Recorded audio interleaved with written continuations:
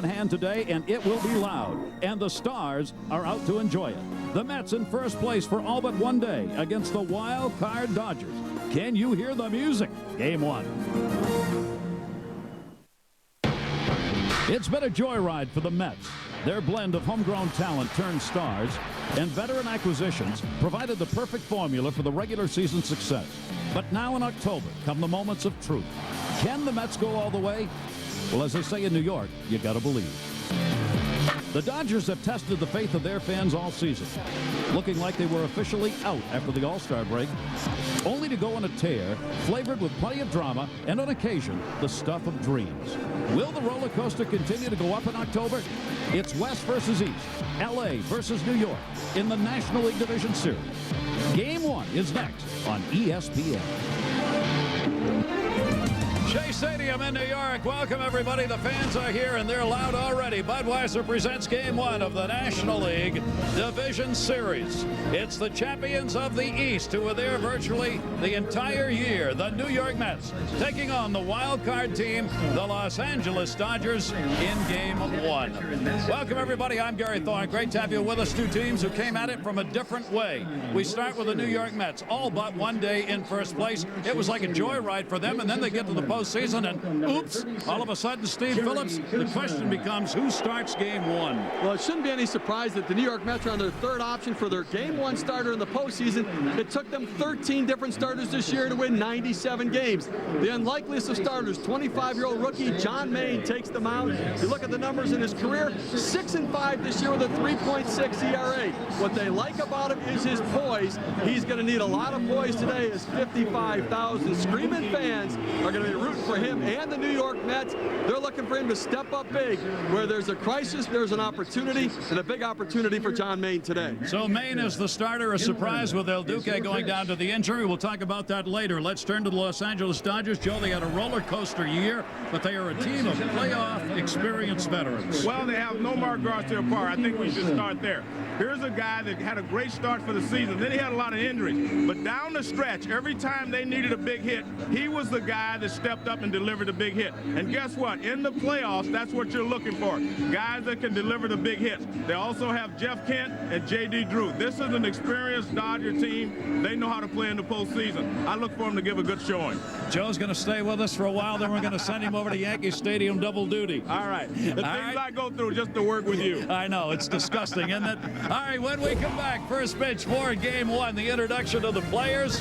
These fans, a lot of boos for the Dodgers, and, of course, a ton of cheers for the Mets. It's the wild card Dodgers, the #1 Mets, Game 1, when we return. ESPN's MLB Division Series is presented by Budweiser. Bright, crisp, clean, pure. This is Budweiser. This is beer. And in part by Intel. Multiply your possibilities with Intel Core 2 Duo, the world's best processors. And Chevy, baseball's #1 fan. Chevy, an American revolution. Anytime. Oops. Okay. Ease off the clutch and ease on. Don't say anything. Just don't do that. Don't do that. One more time. Ease off the clutch. Easing right now. See? You should use your blinker too. Okay, I got it. Who would you give a Volvo to? Tell us at volvocars.us. Say it, Dad. You're doing a good job. If there were a store in your town called Peace of Mind, would you pay it a visit? Across America, in towns big and small, there is such a place. New York Life. It starts with our values of financial strength, integrity, and humanity, and continues with our agents. So look for us in your town. You may already know our people, and we are confident that peace of mind is why New York Life is the company you keep.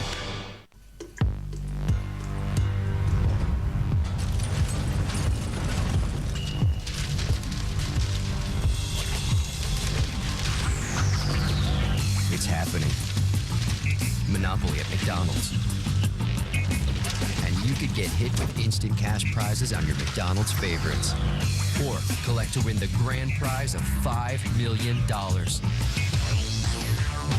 With so much cash out there, you could be next.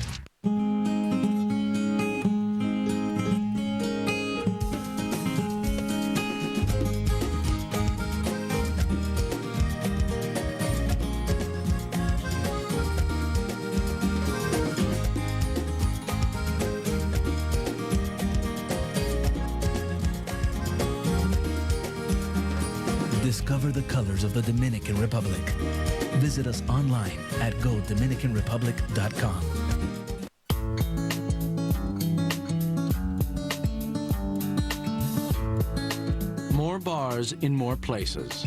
That's what people have come to expect from Singular. And now they can expect even more. Testing from the leading independent research company proves that Singular's all-over network has the fewest dropped calls of any wireless network. The fewest dropped calls. Proof that we mean what we say. Raising the bar. Hey, Joe, remember we met on the elevator? We met you like an hour ago? Oh, yeah. How are you guys? Zach does a really good Joe Buck. You've got to hear it. It's not that great. You've got to hear it. It's incredible. Why do you do this? Do it. He winds up for the pitch. It's a screwball. Wait, who's talking? Is that Joe or Zach? And he's out of there. What's up? Okay. No. Okay, let's just bring it down a notch, all right? Why don't I get 5? You guys have some work to do in your room or anything, or? No, all done. And our presentation of postseason baseball is in ESPN HD, presented by Olivia. What a beautiful day. Temperatures in the low 80s here in New York. Uncommonly warm for this time of year. Very gentle breeze blowing out towards left field. This is a great day for baseball. There are the Los Angeles Dodgers, 88 wins, 74 losses. Grady Little, their manager, 276 career wins, 210 losses as a major league manager. You see what they did is they were 4th in runs, 4th in earned run average. This is a balanced Dodger team. Let's take a look at the Prestone starting lineup for the Los Angeles Dodgers. He has had a superb MVP kind of year. Rafael Furcal, this is the guy who ignites the switch. Behind him is one of the great players experience-wise in the postseason, Kenny Lofton in center field. Nomar Garcia-Perez not 100%, about 80% going into the game. Dodgers will take it. Another player injured much of the season, Jeff Kent, but another experienced player in the postseason, and he still has power. Behind him, J.D. Drew in right field. He has had one of the best career seasons in games played ever. Then we'll have one of the great young catchers in Major League Baseball as Russell Martin, 282, 10 home runs, and an outstanding receiver. Behind him, what an addition. Marlon Anderson came over late. He has earned a starting role with the Dodgers in left field. Another player who came late, Wilson Betterman. He'll be at third base. They love the way he plays, and he's got a key bat. And on the mound, talking about veterans, batting ninth will be Kevin Lowe, tied for first in wins in the National League with 16. And on the mound, how is his heart rate doing? John Maine. Well, I tell you what, I saw John Maine pitch a game here. He was in the midst of winning 5 or 6 in a row, and I was impressed with him. The question is, will the Dodgers be impressed with him today? He has a good fastball and a slider. He goes to the changeup now because he has trouble getting his curveball over, but he also has a good curveball, and he has a very live fastball, especially high and up in the strike zone. I mean, he's capable of pitching an excellent game because I've seen him do it. He is ready to go. More on John Maine. David Amber is going to be joining us at field level. David? With Kevin Maine, John Maine's father, who's down in Fredericksburg, Virginia. He said he was almost brought to tears when he found out his son would be starting Game 1 here in the NLDS. He found out the news from John's twin brother, Justin, who called him. He scrambled, tried to get tickets, could not get tickets for he and his wife, Melody. They're watching the game at their house tonight, and they're excited about this, clearly. He said if John does pitch in Game 5, he's going to do his best to get tickets for that game, especially if he'll be starting that game. Guys, maybe have some pull. Well, it's kind of been John Maine's career. Everywhere he's been, minor leagues, pros, it's always like the day before or the day of. Someone comes up to him and says, hey, you're going to start. Well, you know, I talked to Rick Peterson, the pitching coach for the New York Mets, and he said, look, we're in a crisis mode right now. We need somebody to step up, but when there's a crisis, there is an opportunity. And who knows, maybe John Maine is the guy to step up and carry the load for the New York Mets. He's been very effective this season. Somebody knew he was going to start because they got a lot of signs printed up and did that in a hurry. Take a look at the defense for the New York Mets. The 4th fewest unearned runs surrendered. Well, solid defensive team. Jose Valentin, the guy that Omar Minaya, the general manager, says maybe one of their most valuable players, stabilized second place. He's always been a shortstop or third baseman. Moved to the other side of the infield, has done a terrific job offensively and defensively for this club. I think that was a major move for them when they let Matsui go and put him over there, and he's added a bat as well. Rafael Furcal takes a strike, and we are underway.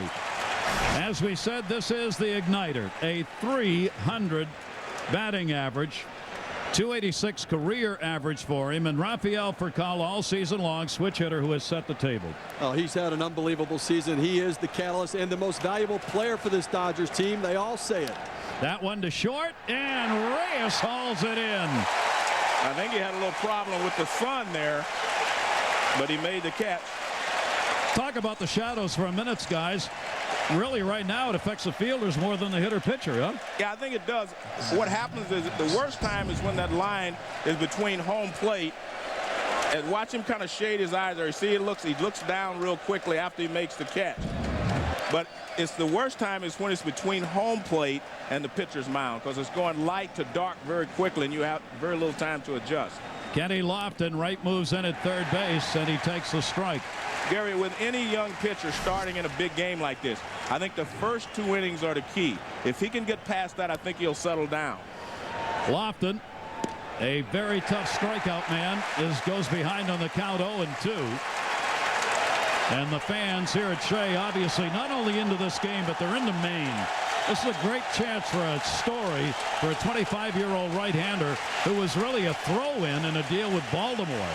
0-2 delivery. Lofton will take it away. You can see he's got a live fastball, a lot of movement on his pitches. And as we said, sometimes that movement moves it out of the strike zone, and he ends up getting behind in the count. Here's the 1-2 delivery. Kenny Lofton is gone. Beautiful.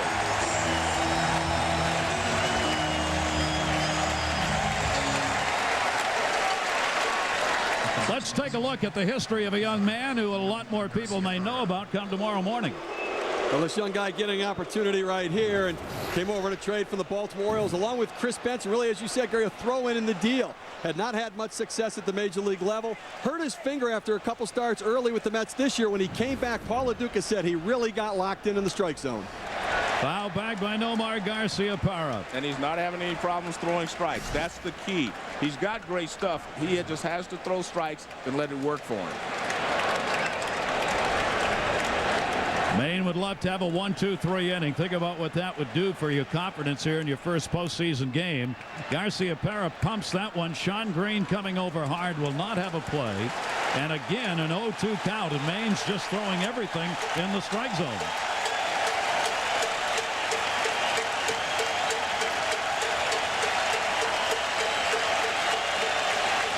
First pitch strikes to all 3 hitters, going for the K.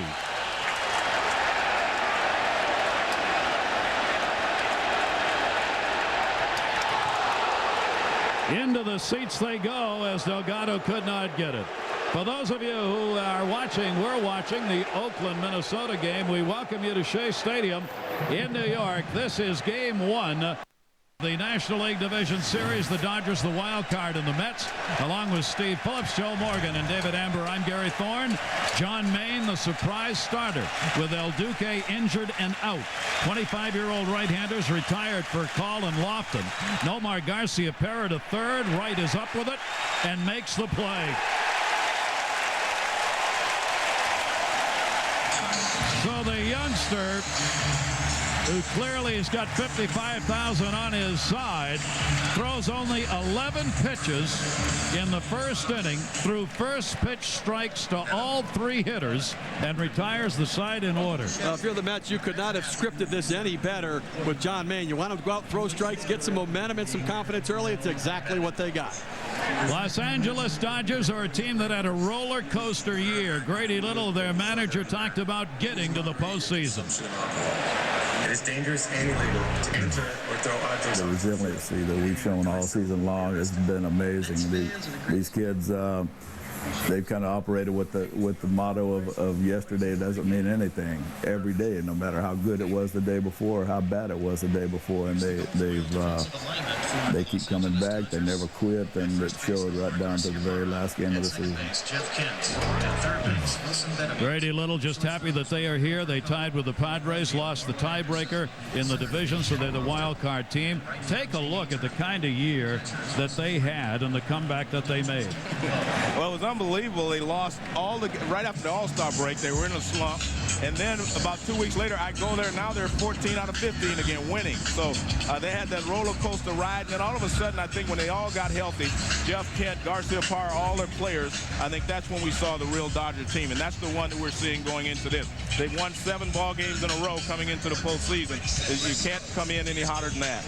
So we'll see how that holds up here. For those of you on ESPN2, we're going to take you to poker, this game on ESPN. Let's take a look at the starting lineup for the New York Mets, brought to you by Prestone. It has been a potent one, and as with Furcal for the Dodgers, it all begins at the top of the order. Reyes has been magnificent. Paul LoDuca has had a great year behind the plate and at it with that .318 average. Beltran was brought here to hit home runs and RBIs. There they are. Delgado, the veteran in the postseason, again, home runs and RBIs. Wright, what do you say? 2 magnificent years already for him. Floyd is the issue. Will he be able to have a great series? Sean Green will be batting, playing in left. Valentin gets the start at second base. And Derek Lowe, the 33-year-old right-hander, on the mound for the Dodgers. Lowe is a veteran of postseason play. And that one to right field. Coming hard and caught in the sun by J.D. Drew. Reyes is retired, so both leadoff batters retired by the opposing pitchers. Well, veteran starter Derek Lowe on the mound for the Dodgers, and he has been absolutely outstanding. The workhorse of the staff, leading in innings, pitch starts, and quality starts.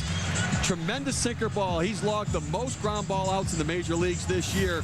When his sinker's on, he can get ground ball to ground ball, and it's good changeup just to change speeds, keep the hitters off balance. He's been very effective, especially since Greg Maddux has joined the Los Angeles Dodgers. Paul LoDuca, that one misses away for a ball. Lowe ended up 9th in ERA, 10th fewest walks surrendered, and 10th most innings pitched. So he is hardcore, and Paul LoDuca knows all about it.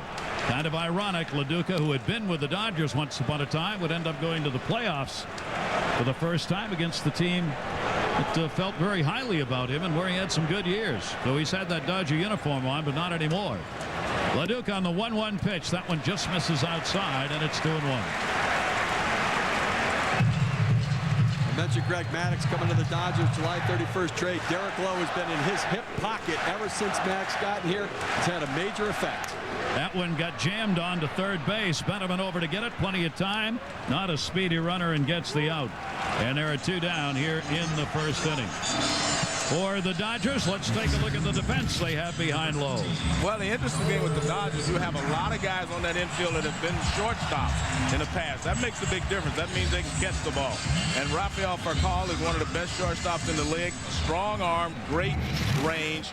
He's just what the Dodgers wanted, a leadoff hitter when they spent a lot of money in the free agency market. Well, so far 7 pitches have been thrown. 2 outs have already been recorded. Carlos Beltran, who is a switch hitter, 2 for 20 lifetime off Lowe. Most of these hitters have seen Derek Lowe, and a lot of them, like Beltran, have had a number of at-bats against him. 1 ball, 1 strikeout on Beltran. Beltran, a career year as the home runs went flying away. And that's what the Mets wanted from him, and that's what they got. And now they hope it will continue in the postseason. You know, Joe, Derek Lowe, tremendous sinker ball as a hitter. What kind of approach do you have to take with him? I've always felt the sinker ball pitchers, I move like 3 or 4 inches closer to him, take some of the sink out, and then you draw a line. You say, I'm not going to swing if the pitch doesn't start at my belt. I was obviously a little shorter than other guys, so I had to move it up to the belt. But you make a point where you say, I'm not going to swing if it doesn't start this high, a certain height. Here's your low belt performance. That is outside. Carlos Beltran draws a walk. As we said, Lowe gives up about 2.3 walks per 9 innings, so you don't get many free passes off him. Very few guys like to move around in the batter's box, though, Steve. But when I was taught, Billy Goodman, some of the great hitters in the past when I was a kid, they always explained to me, if you move closer to him, that takes some of the sink out of the ball. And also with a breaking ball pitcher, you move closer, that takes some of the break out of the ball. Now the opposite, if the guy overpowers you, you move back those 3 inches, give yourself a little bit more time. So, but a lot of guys in today's game do not like to move around the batter's box, and I understand that. Carlos Delgado, there you see, tied for 8th in the National League with 38 home runs. I might mention one of the greatest hitters I ever saw, Rod Carew, moved around all over the batter's box depending on what the pitcher's best pitch was. Sometimes during the exactly, yeah. And we look at Delgado, his foot's in the back of the batter's box right now. Runner on at first base. Lowe's delivery is a slider that misses down low. 1-0. Carlos Delgado has faced Lowe a lot. He's 8 for 25 with a home run off him, and his first career postseason game after 1,711 career regular season games. So take him off the top of the list. He's officially in. 1-0 delivery, and he's got a base hit. Beltran makes the turn. Lofton up with it. Throw will come to second. Corners covered with 2 down. And that's another way that you handle a sinker. Delgado being a poor hitter, but the ball was away, and he just goes out and goes with it a little bit. He doesn't try to pull this ball. The watch is sinking away from him. Watch how he extends out there to get it and go the other way. Beautiful. He just pushes it through the hole on the left side. That's a beautiful swing. You can see he's almost guiding it over there. Excellent hitting. Start your postseason career. Now runners on at first and third. And the young star of New York, if anybody right now is challenging Derek Jeter for baseball supremacy in the city, here he is. David Wright, 116 RBIs, tied for the team lead, takes a strike. Well, you're right. David Wright is to the Mets what Derek Jeter is to the Yankees. Now, Jeter has done it in the postseason. This is our opportunity to see if David Wright can take it to that level that Derek Jeter has, as we saw last night in the big 5-for-5 performance. He is their best hitter with runners in scoring position, a 365 average on the year when he's had a chance to get the RBI. I'm not saying he's going to ever equal Jeter, but I'm betting on him to have a great career in the postseason. 1-1 delivery to him is fouled off as Lowe went away and goes ahead on the count 1-2. Now this inning is important if the Mets can get out in front. John Maine looked very good in the top of the first inning, but he is a young guy. He's going to get in the dugout, do some thinking. If they can get up on the board, I think it reduces the margin for error a little bit. Lets him go out there and know that he doesn't have to be perfect. He just has to go out and pitch. Lowe trying to get him out of there. 2 down. 1-2 delivery to him is up high. He lost that one. And Martin had to come up to haul it in. 2-ball, 2-strike count. First time this year that Wright had a chance to see Lowe. He went 2 for 3 against him.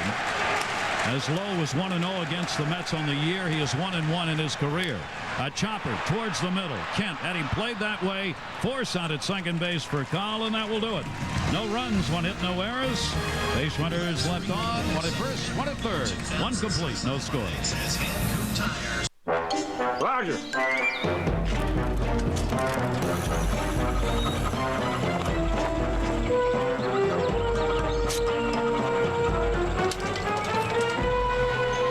As a kid, I used technology to help people do better. Today, Scottrade does the same for online investors. If you've been thinking about moving your account, this is the perfect time to come to Scottrade. With powerful trading tools and fast, accurate $7 trades, Scottrade gives you more for your money. Yeah, we're gonna have a really good time. Hang up the phone, Jimmy. Hang up the phone. I can't afford this. You're gonna go over your minutes. Hang up, hang up, hang up the phone. You're not really here. Dude, you need to get Metro PCS. Talk all you want and text all you want with Metro PCS. Hello, hello, hello. Permission to speak freely. Get the Kia Sarah strobe and text your thumbs off with Metro PCS unlimited text messaging.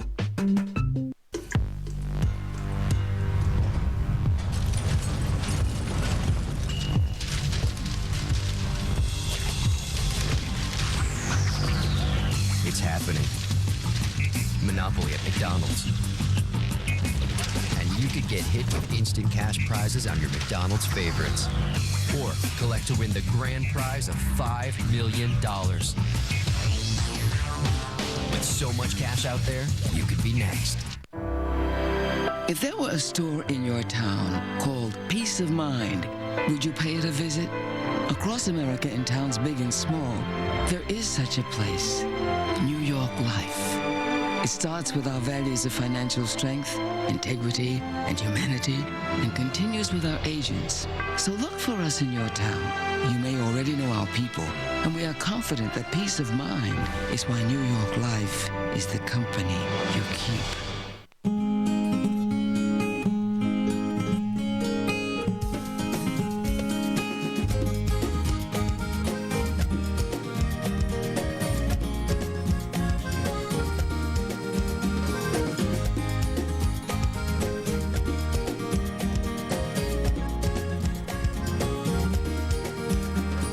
Discover the colors of the Dominican Republic. Visit us online at GoDominicanRepublic.com. Fred Wilpong on the right, the owner of the New York Mets. The great Sandy Koufax, who in Brooklyn, Los Angeles Dodger history has the top 4 marks in strikeout years. Talked with Sandy this morning. He's going to follow the Dodgers around for all of these games, and he's genuinely excited. I mean, he was a real fan this morning talking about the Dodgers being in the postseason. Here is Jeff Kent against John Maine. Takes the pitch inside for a ball. He must have a dilemma because he and Fred Wilpon are longtime friends from childhood, right? So that's a tough situation. He'll remain silent over there in that booth, right? Here's the 1-0 delivery. Kent will take it for a strike. The veteran comes in with a 5-game hit streak off the regular season. This is a guy to keep an eye on in the postseason. Definitely. He is a powerful hitter. He can drive the ball either way, and he's a great RBI man. Maine's delivery to him inside. John Maine getting through that first inning. 1-2-3. That ought to settle it down a little bit. Second rookie pitcher in history to have fewer than 10 games and a start in a postseason opener. Wow. Swung on and missed. You saw LoDuca injured his calf, preparing for the postseason in a pregame warm-up yesterday. But one thing you see with Jeff Kent, they've got a great scouting report already. They're trying to stay in tight on him. He likes the ball out over the plate where he can pull it or go the other way with it. See the target, everything inside. That's going to be a base hit into center field. So Kent is on as he leads off the second inning with a single and continues his outstanding postseason batting numbers. So Maine, that'll be the first hit off him there. And now he's going to face J.D. Drew and then Russell Martin. But look at John Maine, picked up in the trade with the Baltimore Orioles. Chris Benson went from the Mets to the Orioles. Jorge Julio and John Maine came over in the deal. Maine went to AAA, worked his way to the major leagues, and now starting game 1. Inside to J.D. Drew. Maine, .212 batting average opponents, and the team went 10-2 in his last 12 starts. They were 10-5 overall in the starts he made this year. That one ripped. It'll be a foul ball. Maine had 15 game starts and one other time out of the bullpen. You know, with a young guy on the mound like John Maine, you want to get a lot of the first out of the way. So he got the first inning out of the way. Now he's out of the stretch. This is another first. A man on first base, it's a different approach. Can he command his emotions? Can he work out of his delivery, maintain his release point? All of these are tests during the course of the game. 1-1 delivery, great off-speed pitch. There's a changeup going away, 1-2. That's why I said if he could get past the first 2 innings, he passed the first inning with flying colors, but the second inning is just as important. A great changeup away. The only thing I'm watching here, they pitched Kent inside and they stayed inside. They never went away. They've been pitching Drew inside. They're going away with changeup. Now they throw a fastball away, and I like that because if you pitch a left-handed hitter inside, he has that hole on the right side, just a weak ground ball to go through.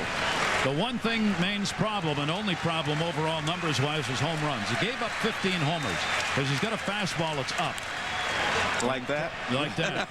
It rises. It's got great jump on it, but sometimes it jumps right into the middle of the plate and the strike zone. Well, that's one of those pitches that if he would have thrown that pitch when he was behind in the count, he might have gotten hurt. At least it was 2-2, and it was coming off a changeup away, so he was able to get away with that mistake.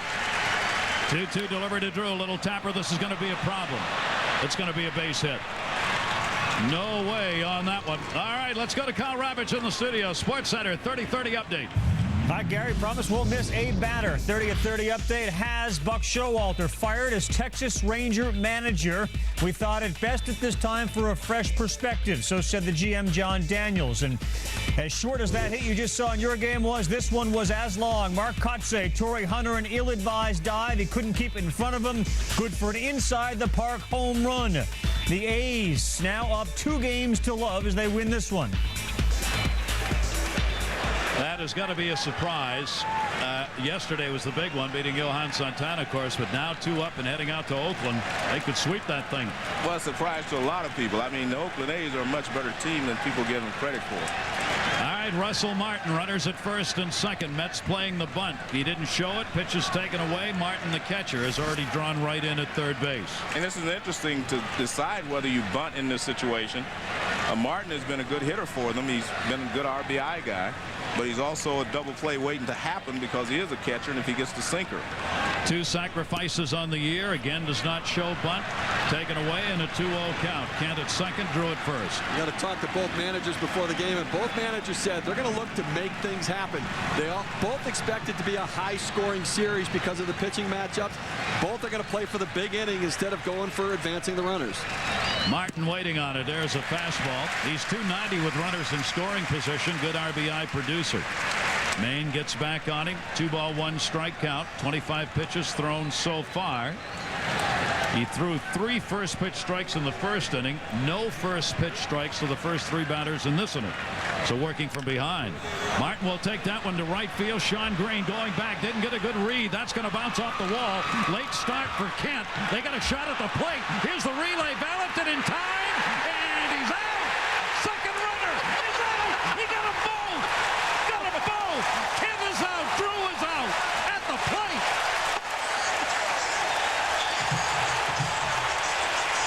I guess the question is, does Sean Green get 2 assists? This is unbelievable. Sean Green, of course, makes the perfect throw to the cutoff man, and Valentin makes a perfect one-hop throw to the plate. First they get Kent, and then actually what happened was LoDuca doesn't see J.D. Drew coming. Now watch this. Here comes J.D. Drew following him around. Now watch the tag. LoDuca makes the tag. He doesn't know. Now he looks up. Here comes Kent. I mean, J.D. Drew right behind him. How about that? Man. Well, you know, we've seen in both games, yesterday with the Minnesota Twins and last night with the Detroit Tigers, guys running themselves into mistakes. Marlon Anderson, runner at second base. Russell Martin gets a single, second on the throw, and 2 outs at the plate. No RBI. And I tell you what, I actually think J.D. Drew would have scored. He kind of stopped on the baseline, but Paul LoDuca turned to show the umpire the ball. Home plate was open for him. He hesitated, then he kept going, ran right into the out. And credit John Maine, who came in to back up the play at the plate. He was hollering to LoDuca, somebody else is coming. And LoDuca turned around and did a 360. Well, I mean, Dodger fans aren't laughing at this, but it is kind of humorous to see 2 guys tagged out at the plate on one ball that's hit off the wall. I don't think I've ever seen that. I haven't. I know I haven't. I've never seen that either. I've never seen that. What a break for the Mets. Sometimes it's great play, sometimes it's luck. Yeah. 1-1 strike delivery. Still a chance for an RBI here now. Don't put down this at bat by Marlon Anderson with 2 down. 1-2 strike count. Now the fans have showed up for the opening innings. Got a treat. They'll be talking about that all their baseball lives. Marlon Anderson has been an enormous acquisition for this team, making the start in left field where they needed some help at the end of the year. Runner off second base. 1-2 is away. How many times do you think we're going to see that? Man. I mean, I've seen 2 guys tagged out at the plate, but it's a much different play than that one. That was pretty darn good. 2-2 strike count. Down the line, that is a base hit. Marlon Anderson will bring Russell Martin home. Going for second. Floyd's throw is not in time. Boy, he almost got him. As Anderson decided not to slide, it's an RBI, and the Dodgers have a 1-0 lead. Well, surprising there, Marlon Anderson did a good job at a heads-up play going for 2 on the slow roller down the line. As you see, he gets jammed inside a little bit, squirts it down the line. Cliff Floyd does a terrific job getting to the ball and has a very accurate arm, always among the league leaders in outfield assist. Marlon Anderson has to go in there sliding. Heads-up play thinking 2, but you got to slide, young man. Yeah, you definitely need to slide in that situation. Now the intentional pass to Wilson Betterment, believe it or not, the number 8 hitter, because you've got Derek Lowe waiting on deck. Worth noting here, there have been 4 consecutive hits. Every batter in this inning has reached base against John Maine, but there are 2 down, only 1 run in with a runner on at second base. Well, I'm sure somebody will tell us that's the first time that's happened since whatever. Since you played? Yeah, whatever. I just think it was, I mean, that was an unbelievable play. Unbelievable mistake by the Dodgers. I thought they had a chance to get Kent from the beginning because the ball bounced directly back. Sean Green hit Valentin, the cutoff man, perfectly, and you know it was just tough. Kent not the speediest of base runners. Well, Jeff Kent actually went back to almost tag on the play, and actually it cost him scoring on the play. Now 2 on. Derek Lowe, can he help his own cause? Ooh, that almost got away from LoDuca way up high. This has been a 25-pitch inning. There's Rich Donnelly, third base coach, who's going to have to relive that play too many times as far as he's concerned. 1-0 count, pickoff play at second base. Not in time. Valentin moved in. I remember Doug Rader. He was a third base coach for the Padres once. He got 2 guys thrown out the plate like that. And he said, man, you got to be an air traffic controller over here. Know which guy's running full speed, which one's going 3/4 speed. Lowe has got 6 hits and 64 at-bats, including a couple of doubles. So he's not, I mean, he's not a great hitter, but he's not an automatic out, especially when he's ahead on the count 2-0. Well, you know, the big difference we've seen between the first inning and this inning, and we talked about it, in the first inning, John Maine was throwing first pitch strikes. He pounded the strike zone. This inning, he's not throwing first pitch strikes, falling behind, and he doesn't have the kind of stuff that if you're looking for a pitch, he can get it by you. If you've got a hitter's count and you can look for a certain pitch and zone him, you've got a chance to tattoo him. Derek Lowe, that time he just takes LoDuca's advice and just throws one down the middle, make him hit it. I think LoDuca went to tell him, Gary, that throw the ball. He was aiming the ball. And I think that's what Steve's talking about. He was getting behind the hitters in this inning, and then he started aiming the ball to throw strikes. 2 ball, 2 strike count. 2 down, 1 run in. The RBI picked up by Marlon Anderson. He is on at second base. Wilson Betterment, the intentional pass, is on at first. Get a view from way up high here at Shea Stadium. Here's the 2-2 delivery, and Lowe will foul it back again. The one thing at least he's doing is making John Maine throw some more pitches. Well, that's a tough inning right there. The first inning he kind of breezed through because he threw strikes. When you don't throw strikes, the pitches start to mount, and the hitters get better looks at you. 2-2 delivery to Lowe, and he pops that one back. So that's 3 foul balls by Derek Lowe off John Maine. Maine did not learn, of course, until yesterday when the medical report came back on LoDuca, Orlando Hernandez, that he would be the starter. Maybe better for a youngster not to know too far in advance. 2-2 delivery, and he gets it. Well, what you can say is it could have been a lot worse. 1 run scores on 4 hits, but a play at the plate as they got Kent and Drew after they picked up a double. 1-0 Dodgers. The division series continues in the Bronx, where Captain Clutch was perfect as the Yankees rolled in Game 1. Can Verlander and Detroit stop the power in Game 2? The division series, Tigers-Yankees, tonight at 8 on ESPN. One thing you can always predict about the weather, it's unpredictable.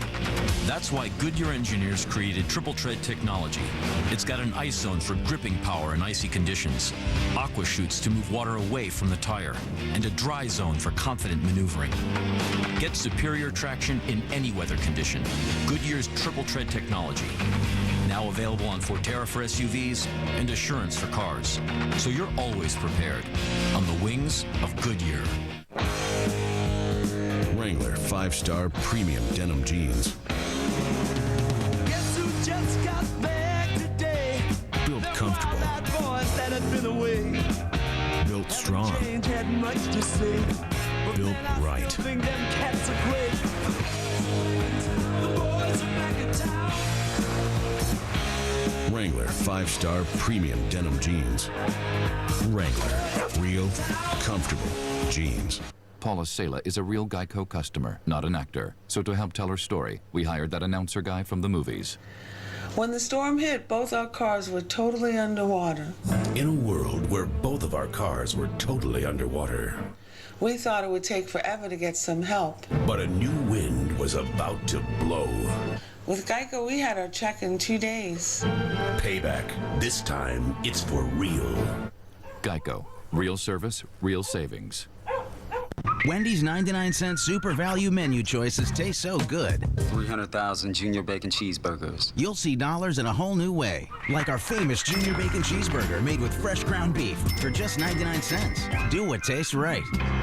A regular manual brush can leave more plaque on your teeth. Now new Oral-B Vitality is here. A rechargeable brush under $20. Vitality moves almost 8,000 times a minute and reduces up to 2 times more plaque than a manual. New Oral-B Vitality. Cliff Floyd will lead it off, and the delivery from Lowe is down low for a ball. The veteran who went through a couple of injuries this season. Disabled list, tendonitis in September. Back in June, had a bad ankle. Getting cortisone shots right now in order to go into the postseason because of that Achilles heel problem. His bone spurs on Achilles heel. Actually had surgery a couple years ago on the other heel. He's due for surgery this offseason, and injuries have really hampered him, but he can still swing the bat. 1-1 delivery to him is taken outside for a ball. You note all the lefties in this lineup against Lowe. 270 lefties hit against him, 255 right-handers, and the lefties out-homered righties against Lowe 10-4. So Willie Randolph's got the lefties in there. 2-1 delivery. Great changeup right there. 2-2. I think that could be a problem for the Dodgers the entire series, how they match up against this lineup. I know they have one left-handed starter, but Greg Maddux is not even pitching tomorrow, right? So they're trying to mix in a left-hander in there to keep some of these hitters off balance. 2-2 delivery hard to second base. Jeff Kent an Adam ball. Plenty of time as he waits for Garcia Pera to get there. And there's one away. Want to remind you the MLB Division Series presented by Budweiser continues on ESPN tonight. It's Rodriguez and Jeter and the Yankees and the Tigers. Matchup Justin Verlander and Mike Mussina, the scheduled starters. Yankees won the opener 8-4 with Jeter 5 for 5, a John B. homer, and Wong getting the ground balls. That'll be game 2. Yankees at home trying to go 2-0 against the Tigers. One away here in the second inning. Sean Green. He'll take it for a strike. Well, Joe, you made the point about the left-handers. The Mets have struggled this year against left-handed pitching, and Joe Beimel, their situational left-hander, typically in the bullpen, cut his hand, not available, not on the roster for the series now. So I think a big loss for the Dodgers in any head-to-head matchup with a left-handed bat for the Mets. Royce Ring and Oliver Perez were added to the roster that had to be submitted by 10 o'clock today. Both of these teams had late roster changes, obviously, with LoDuca going down yesterday. So literally the rosters were not put in until this morning.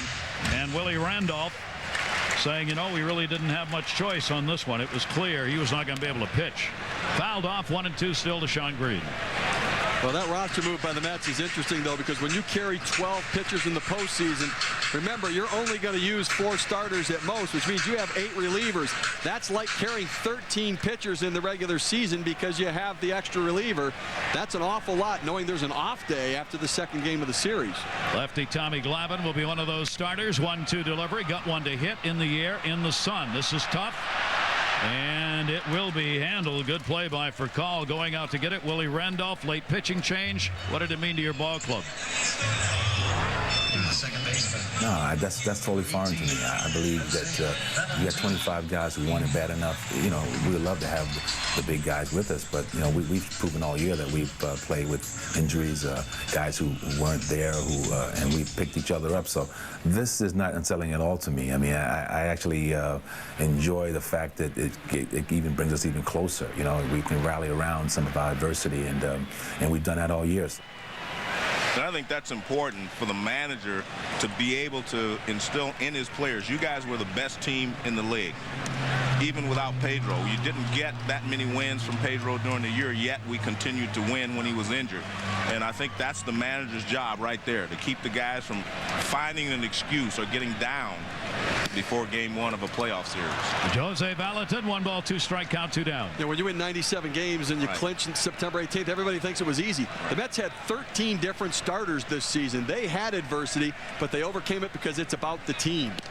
Inside, Lowe wants to get the 3rd out right here and have John Maine be the leadoff batter. This is one of those situations early in a game where a pitcher can help his own cause here. If he can get that number 8 hitter for the 3rd out. 2 ball, 2 strike count. You see the numbers. Valentin is put up at second base for Lowe, 16-8 on the year. Here's the 2-2 delivery, and he does just that. That is going to be his first strikeout. He retires the side in order. We've completed 2. The Dodgers lead it 1-0. Starbury County 911. I need help. Where are you at? Well, ma'am, I don't know exactly, but I'm freezing. And my girlfriend's here freezing. Mike, I want to help you so bad, hon. I want to find out where you're at. My phone's just about to die. You're my last chance here. We're scared. Please help us.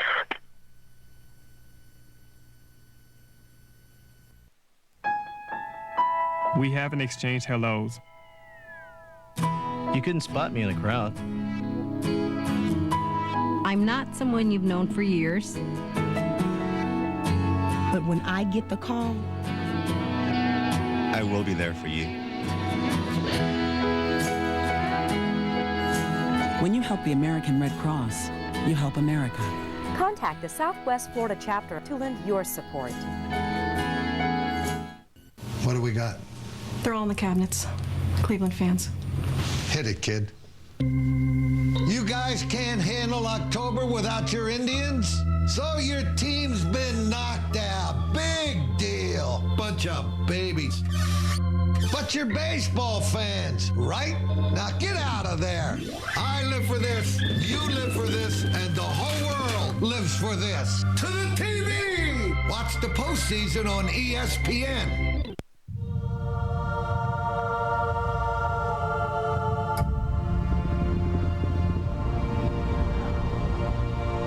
With unmatched technology and innovation years ahead of its time, we've pushed the boundaries of high definition and tested the limits of reality. The new Pure Vision Plasma Display, only from Pioneer. ESPN's MLB Division Series, presented by Budweiser, brought to you by Pioneer Pure Vision Plasmas. We push the boundaries of high definition. Just an absolutely beautiful day. The harbor that's a little bit outside of Shea. All the fans on hand. John McEnroe is here. Natalie attired, well-shaven. Obviously, the Open's over. Ron Howard is here. He'll always be Opie, but he's one of Hollywood's great producers now. Here's Rafael Furcal. Just talking about the great season Rafael Furcal has had. Everybody loves Raymond. 1-0 pitch, swung on and missed. He was tied for 5th in hits. He was 2nd in singles, 7th in stolen bases, 10th in runs scored. He had 6 bunt hits. And if ever you can talk about igniters, 2 in one game for Carl and Reyes for the Mets are those 2. I think you're going to see one of these guys come to the forefront in this series because they're both, on track to be superstars. And I think you're going to see one of them kind of step up here. And the guys are going to say, well, give him 1 and 1A after this series. He pops that one up. Anytime you get him, it's a big out. There's Reyes, whom we were talking about. So Reyes has made both of the putouts on Furcal. First one on the line drive, that one on a pop-out, one away in the 3rd. When you talk to Dodger personnel, they'll tell you without a doubt. We talked to Grady Little. He said there's no question, no contest. Rafael Furcal was the most valuable player of our season. Got off to a slow month of April because of knee injuries, injured his finger. But from that point on, he did it offensively and defensively. He'll go back to the bench, and John Maine will breathe a sigh of relief. Here is Kenny Lofton, another guy who bunt his way on. He struck out his first time up, comes into the postseason with a 9-game hit streak off the regular year. And Wright will play way in at 3rd base. That is taken up high, 2-0. You want to shove one down a third baseman's throat. If you're Kenny Lofton, here's a chance to do it. Wright is in about 3 steps on the grass and then moves in a couple of steps more in the pitch. And foul tips that one, 2-1. I remember when Kenny Lofton was with Cleveland, he played in the first postseason. And from the time I've watched him play in the postseason, I've always thought that Kenny Lofton loved that big stage. He loves being on the big stage. And you have to love to be in this situation in order to be successful. Got a little tip of that into the mitt, 2-2. Well, this is Lofton's 6th different team he's been to the postseason with. Now, he started the season with the Dodgers, but he's always been a guy at the trade deadline that switches clubs because teams know he does love that big stage. 2-2 delivery, swung on and got him.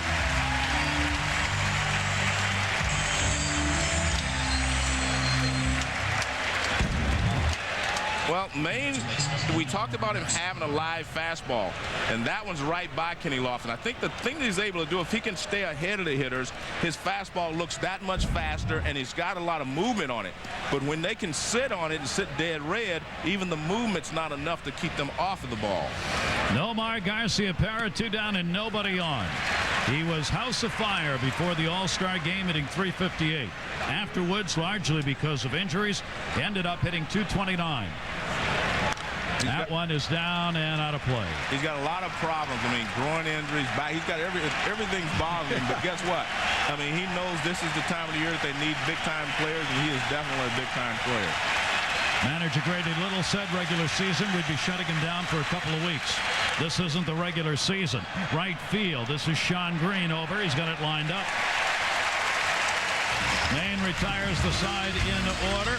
Dodgers 1, 2, 3 hitters are now 0 for 6. Set down in order here. How did you become such a great master? Yellowbook.com. Yellowbook.com? Everyone is searching for something. Isn't Yellowbook.com for buying stuff? After all, it is a material world. Let's say pizza makes you happy. Just type in what and where. But Master, how do you show them the way? Yellowbook.com has a map feature. Infinite information. Yellowbook.com. Quick, local, reliable. Yeah. They were really good. And they lived in the house that he likes the most. But one day he wanted to change the color of him. Just a pretend stick, but it's really thin. It has legs, and I don't know what it is. And just worms and some bugs. Mom talked about it, but his head is so tiny that. Who would you give a Volvo to? Tell us at volvocars.us. Wow. Get full from Taco Bell's value menu. Bruno, what is the holdup? I'm full. Not possible. You are hungry, Bruno. 9-time competitive eating champion. You don't get full. 8 half-pound burrito for warm-up. Hungry Bruno, full! Introducing Taco Bell's half-pound value menu lineup. Now fill up on any of 3 hefty half-pound burritos to keep your stomach and your wallet full. Think outside the bun.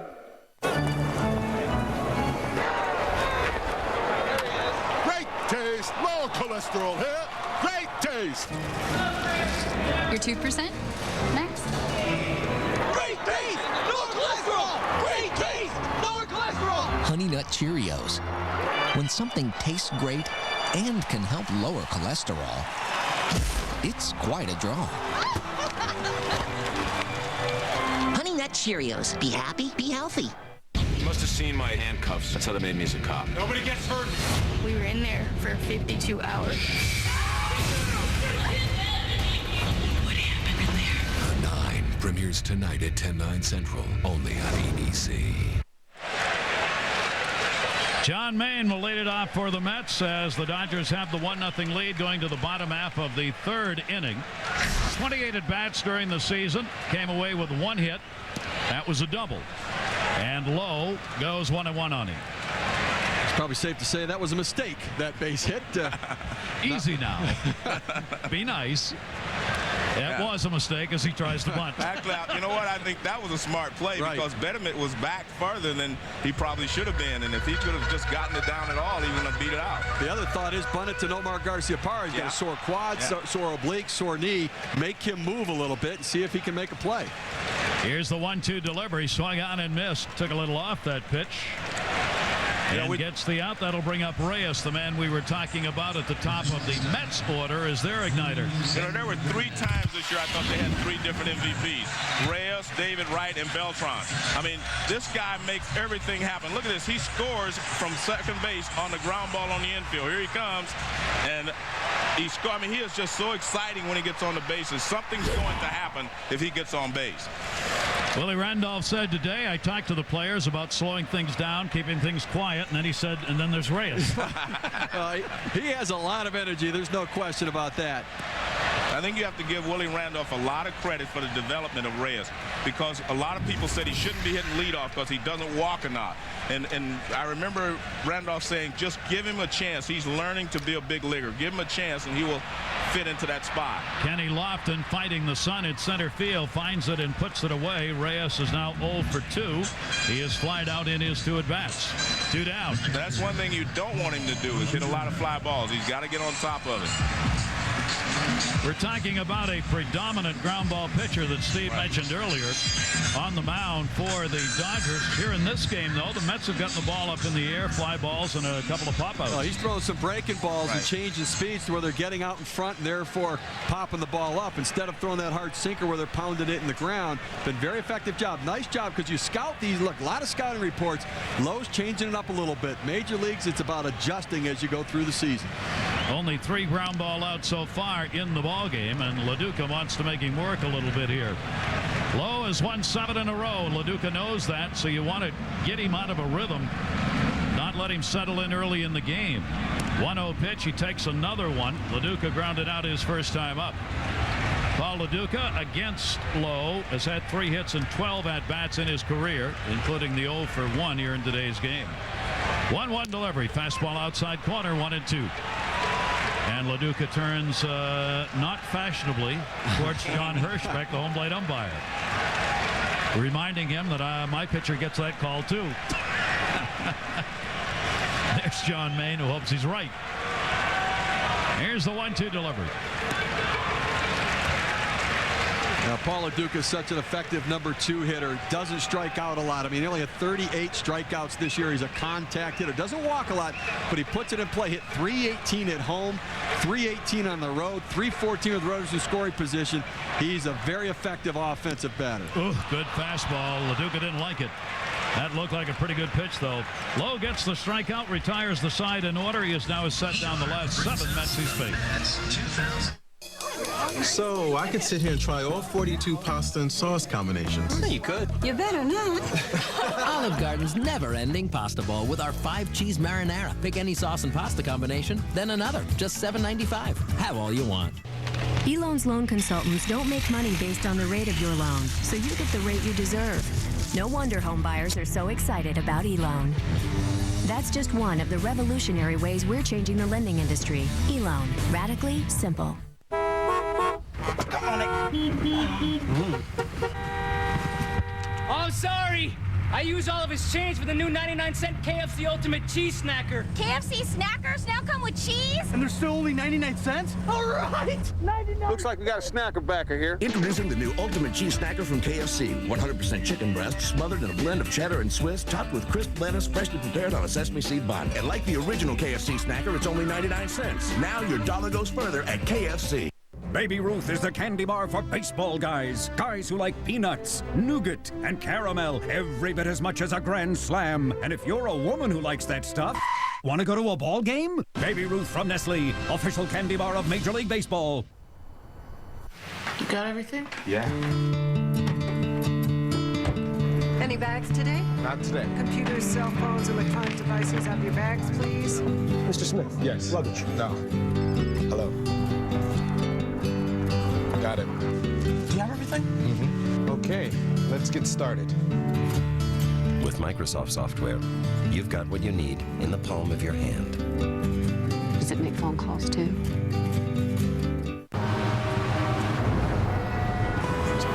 It's traffic. It's gridlocked all the way down.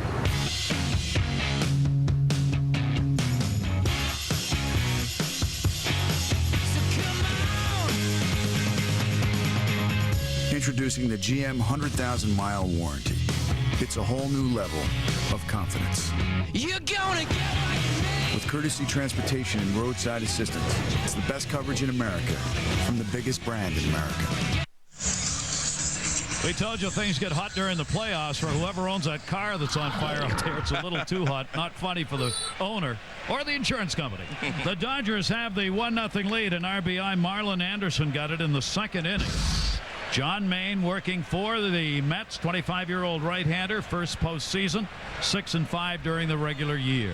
Jeff Kent leads it off, pitch strike on the outside corner. Now, I like what they did there. They just threw every pitch inside to Kent the first time. So what did they do? First pitch, set up away and go breaking ball, and he was going to take it. He had a single his first time up. He was one of the two, got thrown out at the plate. Here's the 0-1 delivery. Kent will take the breaking ball, misses outside, 1-1.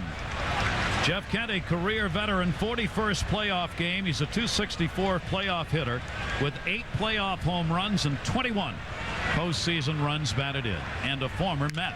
And he rips that one into left field for his second hit. Leadoff man on is on again. Let's take a look at our Intel game track. Well, it could be worse for the Mets, except they got 2 guys tagged out at the plate by LoDuca. Here comes J.D. Drew after he tagged out Jeff Kent. But then they did score a run off the bat of Marlon Anderson, who has just been great for the Dodgers down the stretch. I mean, what a pickup they've had with him, Steve. He's been unbelievable. Normally a pinch hitter, but Grady Little said, I'm playing the hot hand right now, and he's swinging the hot bat. And that's going to be fouled back by J.D. Drew. He, too, delivered a single. Leadoff man on for the second time in 4 innings for the Dodgers. 100 RBIs right on the button for J.D. Drew this season. He got a chance to play a lot of baseball, which hasn't happened for him for a while. Off-speed delivery outside. 146 games played regular season, a career high for an oft-injured outfielder. And as a result, the homers, the RBIs, and the extra base hits. And he rips that one again. They come inside on him a couple of times, and they just end up being foul ball strikes. Yeah, they've been lucky, though, because if he can keep that fair, you're pitching a left-hander inside with the first base hole open over there. I don't, quite understand that. And especially when Maine's fastball runs away. Now they're going away, which I think is the right thing to do. Well, that was a changeup. Trying to get him to chase one. He wouldn't bite on it. 2-ball, 2-strike count. See, oftentimes a pitcher will throw a ball in the inner part of the plate trying to get the hitter to pull it foul, so they work ahead knowing that's the only thing he can do with it. I don't think that's what John Maine has done. I think he's gotten away with a couple of mistakes there, Joe. Because I think if you're a good enough left-handed hitter, you can keep that ball fair when you know that hole is on the right side. Because you don't have to hit it that sharply. You just have to hit it in that direction. Dodgers and Mets both like to run when they can, but Jeff Kent isn't one of those.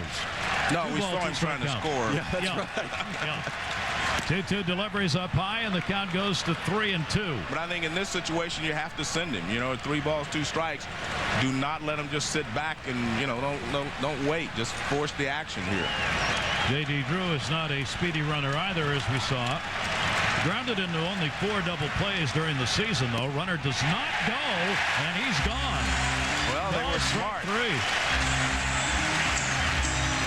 Well, they were smart, but I agree with you, Joe. I thought he'd send him, especially because J.D. Drew is a very disciplined hitter at the plate. He takes pitches. He can work the count. They threw him something off the plate right here as Kent wasn't moving. You see LoDuca set up away. They threw it away, hit the spot. Perfectly placed pitch by John Maine. And remember last half inning when LoDuca kind of argued a pitch he thought he didn't like. He said, I want my guy to get it. He just got it. He just got it. That's what a good catcher does for a pitcher. 1 down, Russell Martin standing in. Russell Martin had a base hit and scored the lone Dodger run that came in the second inning. This rookie catcher finished among the leaders offensively in National League rookies, 9th in average, 282, 7th in RBIs, 7th in runs scored, 9th among rookies in extra base hits. And he's done a good job behind the plate for him. I don't know why all these throws are going to first base, though. That's why the postseason is so great. Every pitch, the pitch to J.D. Drew, if they call that a ball, now they're first and second again, like they were last time. So every pitch in the postseason, everything is heightened with the intensity of the moment. Got underneath that one and popped it up in the infield. Wright and Reyes right. And there are 2 down. Let's check in with David Amber. David. Guys, on July 26th, you'd be hard-pressed to find anyone, including the Dodgers, who thought they'd be here in the playoffs. They were last in the NL West. They'd lost 13 of 14 games. Of course, there was that dugout controversy between Brad Penny and Kenny Lofton. Manager Grady Little, he'd seen enough. He called a mandatory team dinner, which he described as a baseball chapel where he was the preacher, and what he was preaching was team unity, and the guys believe in it. They won 17 of their next 18. Here they are in the playoffs. Great story. An amazing run by this team. I mean, they really have been the roller coaster team in the National League, and at the very end, just enough to get there. And for Grady Little, and he just put him online. Yeah. Told him what he expected out of him, and 40-19 since July 28th, best in the majors. Yeah, Maddox didn't hurt him. I've always thought Grady Little did a great job, even with Boston, with the exception of the Pedro incident. And I've always thought he did a good job in the clubhouse, you know, of bringing the team together. He did that in Boston and doing that here in L.A., especially after they had the disagreement. So he's done a great job, even though I was one that criticized him about the Pedro incident, and I still would if it happened today. But you know, other than that, I think he's done a fabulous job as a manager with Boston and here in L.A. You know, he does a great job with veteran players and trying to work them through. He spelled playing time, but he's also a development manager, a longtime minor league manager. The Dodgers have a lot of good young players, and he's a perfect fit for this organization in transition, and I think it's played out perfectly with this team getting to the postseason. Fans on their feet looking for the strikeout. Runner at first, 2 down. Anderson 1-2 delivery to him, and he is gone. LoDuca scoops it up. 5 strikeouts, no runs, 1 of the Mets. Willie Randolph will be joining us from the dugout when we come back. Dodgers leading. With my credit, The odds of a child being in a fatal automobile accident are 1 in 23,000. The odds of a child being diagnosed with autism, 1 in 166. The odds say it's time to listen. To learn the signs of autism, visit autismspeaks.org. Comcast, focused on community. There's a new Batteries Plus store in town, and we're celebrating with store-wide grand opening savings. Batteries Plus is your perfect one-stop source, featuring batteries for everything from laptops, watches and cell phones, to cars, boats, and trucks. You name it, we've got it. If it needs a battery, all you need is Batteries Plus, America's battery experts.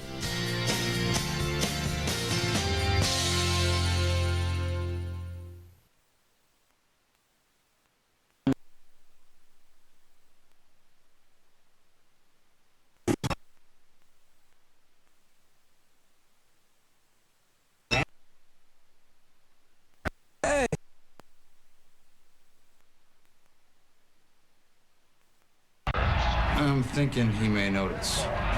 Refreshingly smooth Bud Light. Always worth it. Great play.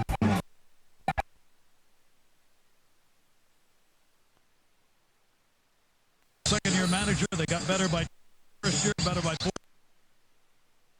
Standing year. Willie, thanks for joining us. Joe? Hey, Willie, you've been in the postseason as a player and now as a man. Are the butterflies the same? Yes, they are, man. As a matter of fact, they're fluttering pretty good right now, but it feels good. It's a great feeling to be a part of this. Now, Willie, I know you guys spent a lot of time working on cutoff and relays. Did you ever work on a play where you got 2 guys out at home plate? No, not exactly, man. You know, they remind me of the play years ago with Dale Berra and Bobby Meacham, where they got thrown out like that at home plate. It brought back memories. It's like deja vu almost. All right, good luck the rest of the way, man. All right, guys. All right, thanks very much. Willie Randolph, it may be his first postseason as a manager. 18 of them, though, as a player, and, of course, a coach with the New York Yankees. So the postseason, he's been around a lot of them, and that's going to add some great stability to this New York Met team that has so little playoff experience. He's done an unbelievable job. I mean, managing in New York is not like managing in any other place. Everything's a crisis. Everything's a controversy. He has brought class and professionalism, and he has helped this team work through a lot of different problems this year. He's done a terrific job. And he's smiling, even though they're behind 1-0. And I think the important thing you said, it wasn't like he just made the lineup out every day and here we go. He had a lot of adversity to overcome. This team had a lot of adversity to overcome. That's why why I still think that they're going to prevail in the National League. Beltran goes to second base, and Jeff Kent on the ground ball. He drew a walk his first time up. He becomes the first out here in the fourth inning. Derek Lowe getting the traditional ground ball we're used to seeing off him as Beltran heads back. Delgado and Wright to follow. The Mets who come in with a 4-game win streak that Lowe wants to end right here in Game 1. And obviously in a 5-game series, which these division series are, Game 1s are just essential to get off the snide. Especially a short 5-game series. You're right. I mean, that's a big difference. In a 7-game series, it's not nearly as important, but that first in the 5-game is very important.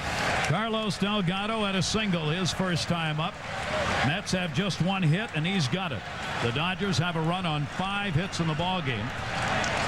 13 Mets now have looked at the first pitch thrown to them by Lowe. They are not swinging on first pitch. See, it's a little bit interesting because we talked to Willie Randolph before the game, and he said, listen, Derek Lowe, those sinker ball pitchers, they like to get ahead in the count by throwing something over the plate and then working the sinker off the plate.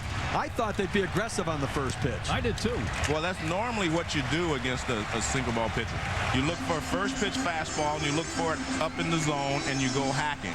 But as you said, that hasn't been the way that the Mets have attacked him today. 2-1 delivered to Delgado. Takes that to center field. Kenny Lofton going back. 4-10 at the wall. Looking up. Goodbye. Home run.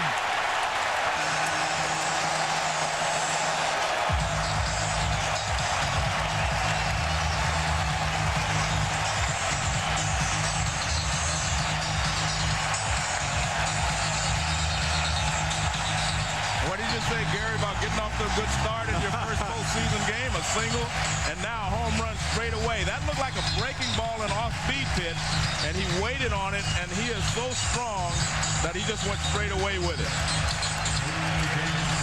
38 home runs during the regular season, the 15th overall surrendered by Lowe. And the game is tied at 1. Wright takes a strike. But here's the pitch. It's a breaking ball, and it's down. Now look at this. Look at the power in that swing. This super slow-mo allows you to see that. Watch where it hits on the bat, right there on the sweet spot. Now they got Delgado for just what you're seeing in this game. A run producer and a power hitter. 38 home runs during the season. 1-1 delivered to Wright is there for a strike. His first postseason after over 1,700 regular season games. He's 2 for 2. He had 407 regular season homers before he gets one in October. 1 ball, 2 strike delivered to Wright. He reached. Did he go? No. Now, the Carlos Delgado acquisition for the Mets was huge. Last season, they had the least offensive production at first base. Last year, they also struggled in the bullpen. So Omar Minaya went out. He said, let me get the most impactful first baseman I can. He gets that guy, Carlos Delgado. In the bullpen, he gets Billy Wagner. A terrific job by Minaya. Great pitch by Lowe. He comes right back to get Wright, who had a fielder's choice his first time up. Well, let's take a look at Delgado. I mean, that's just a powerful swing. That was not a bad pitch by Derek Lowe. It was down and it was out over the plate. It wasn't in where he could jerk it, or it was just, that's a Delgado at his best right there. Delgado led the team in home runs here at Shea during the year with 18. So he's had 19 home runs here at Shea Stadium, which does not surrender home runs easily. Omar Minaya couldn't be happier about the deal he turned. Well, not only do you get the power of Delgado, you get the leadership. He is a leader. I mean, it's always been, he was a leader in Toronto, and he's a leader here. Cliff Floyd 2 down and nobody on, and Floyd first ball hitting for a strike. Now, Joe, that's a great point, because you look at it, it's been a long time for Delgado waiting, and he stepped up big. He wants to lead, and that leadership's important. The one guy that's helped more than anybody, Carlos Beltran. Right. Carlos Beltran came here last year. He struggled. He had all the pressure to be the producer, to be the face and voice of the organization. When Delgado came in with that personality, he took all the pressure off of Carlos Beltran so he could just play baseball. Floyd takes the pitch outside, and a 1 ball, 1 strike count. Floyd grounded out his first time up. I'd love to see Floyd have a good postseason, obviously, with the struggles he had because of injuries during the year. Those numbers do not reflect the output that you can get from this veteran who's making the start in left field. Well, he was their power leader last year. I mean, before you brought Delgado here. I mean, he hit over 30 home runs. I mean, you got a guy that can do that, and you missed that. It's out of the lineup. That's another point we're making about it wasn't easy for the Mets. They had lost one of their biggest run producers from the year before. And he gets that one way back right field. Sean Green, goodbye, home run.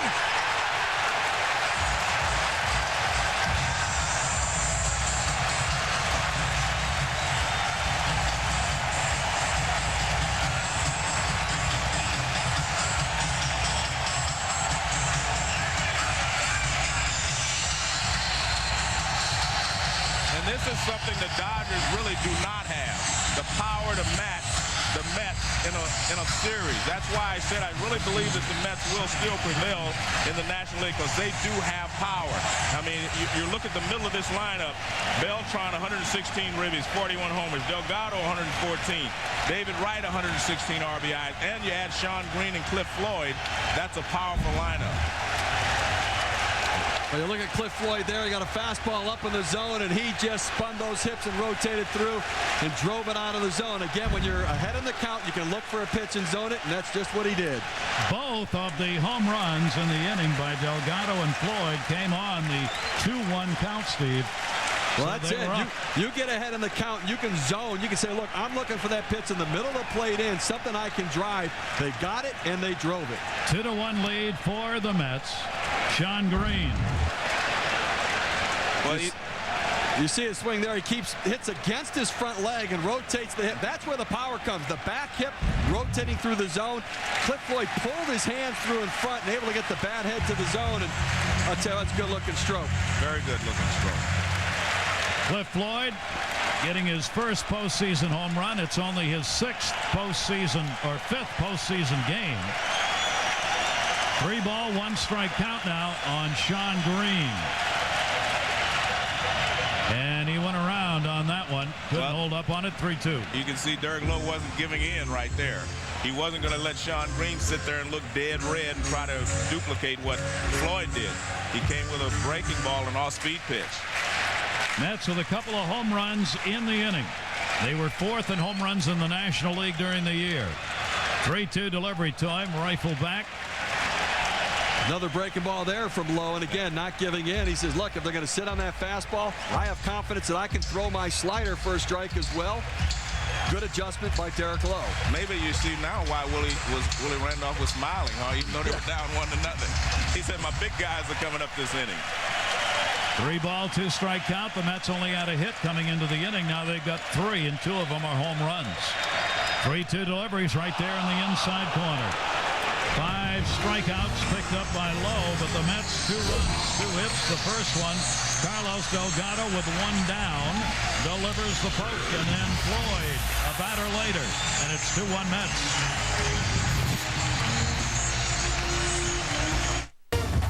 Oregon, Cal, or Nebraska, Iowa State, Saturday at 8. Get full from Taco Bell's value menu. I'm full! Introducing Taco Bell's half-pound value menu lineup. Now fill up on any of 3 hefty half-pound burritos to keep your stomach and your wallet full. Think outside the bun. TD Ameritrade's unique trading platform uses multiple market centers to help you find the best possible price. When you're trading a stock, every penny counts. I hate when the trade is done and you find out you paid more than the quote price. I know they can't flat out promise a better price, but they're always looking for it. Open an account today and trade free for 45 days, plus get $100 cash. Independence. It's the spirit that drives America's most successful investors.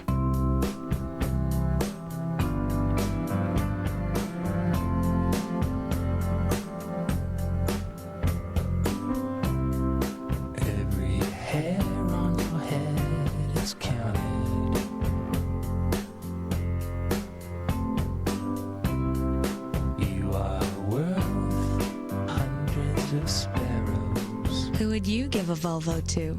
Tell us at volvocars.us. I've got a dining room table and chairs sort of in the process out in the garage. I like to make furniture for fun. I converted it into a shop because the car didn't really fit in it anyway, so I go out there and putter around and make things while the girls are in the house watching television. I got a wife, 2 daughters, female dog, 2 cats. I like to say I'm drowning in the deep end of the estrogen pool.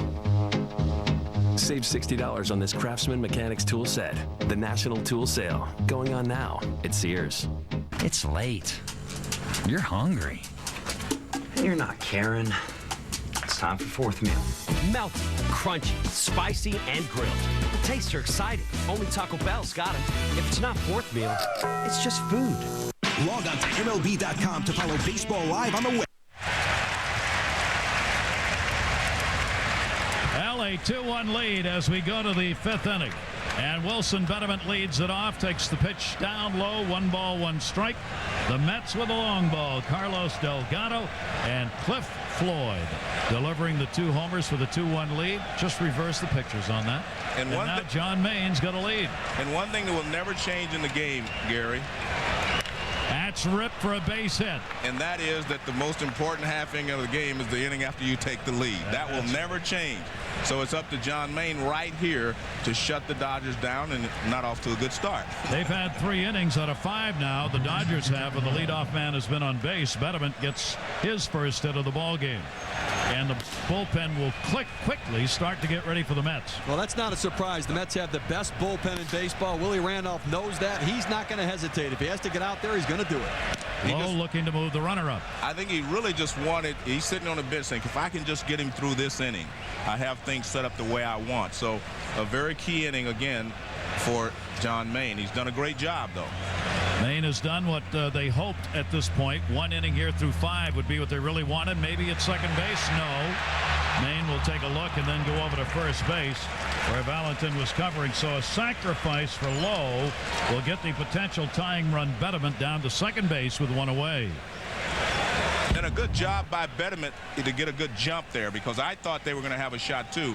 But Maine makes the right play here. This is the right play. He looks, but he doesn't go to second base. He knows that he has to make sure of 1, and he did so. What I like about that is a lot of times playoff, 55,000 people, you try to do too much. You know what? You have a lead. Get an out right now. Get an out. Now let's go ahead and figure out how you're going to attack Rafael Furcal. Correct. Feliciano Bradford. Feliciano, the left-hander. 1 down. Even with that, with Furcal up, Wright has to move in, which gives Furcal a big hole between short and third, so they start him out inside with a strike. He is lined out and popped out to the opposing shortstop. You see Reyes, the shortstop's got to move over towards second base to guard the big lead. That opens that hole with Wright in at third.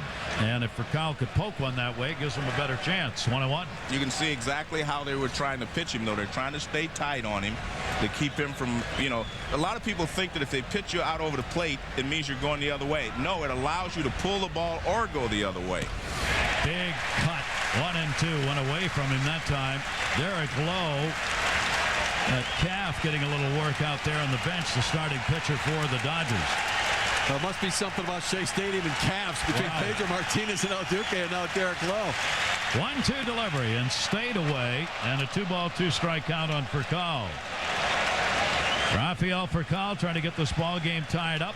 The Dodgers, their top 3, Reyes, or rather Furcal, Lofton, and Garcia Parra 0 for 6. That was one he'd like to have back. 2-2. Mistake pitch there. Didn't have a lot on it, and it was on the inner half of the plate. Now, Titzer, we saw the numbers against the top of the lineup, how you've been effective.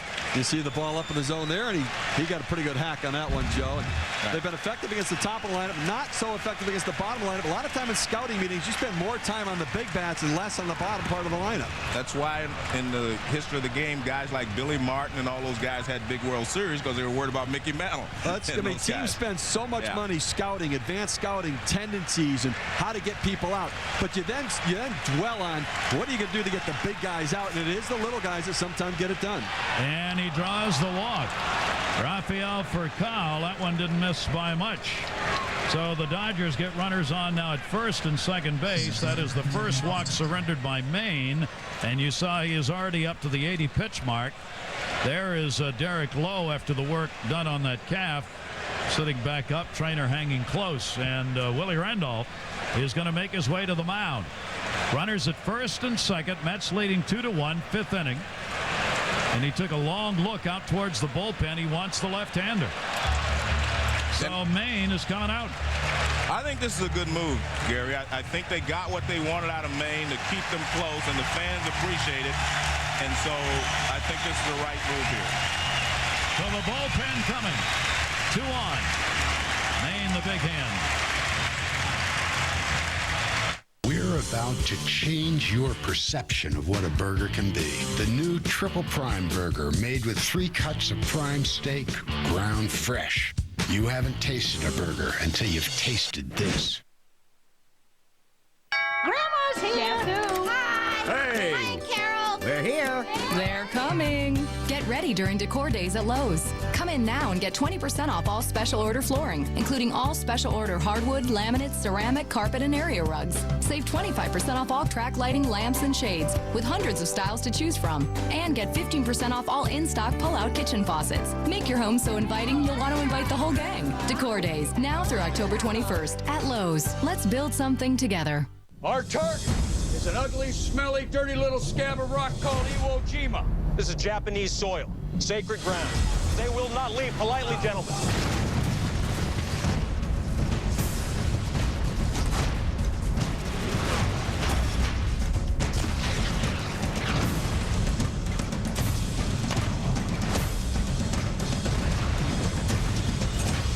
Flags of Our Fathers, rated R, starts Friday, October 20th.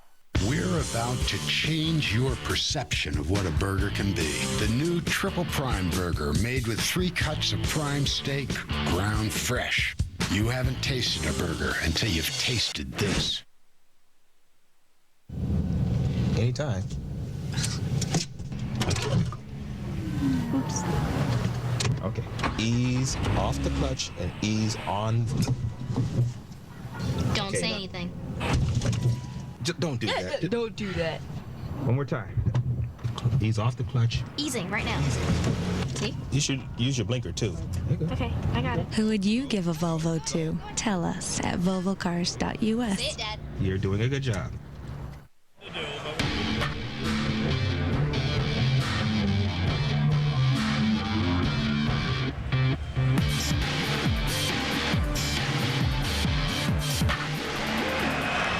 Kenny Lofton stands in. Runners at first and second base. And Pedro Feliciano, the left-hander, 30 years old, out of the bullpen for John Maine. Feliciano has been very effective for this team this year. Third best bullpen ERA number at 2.09 for him.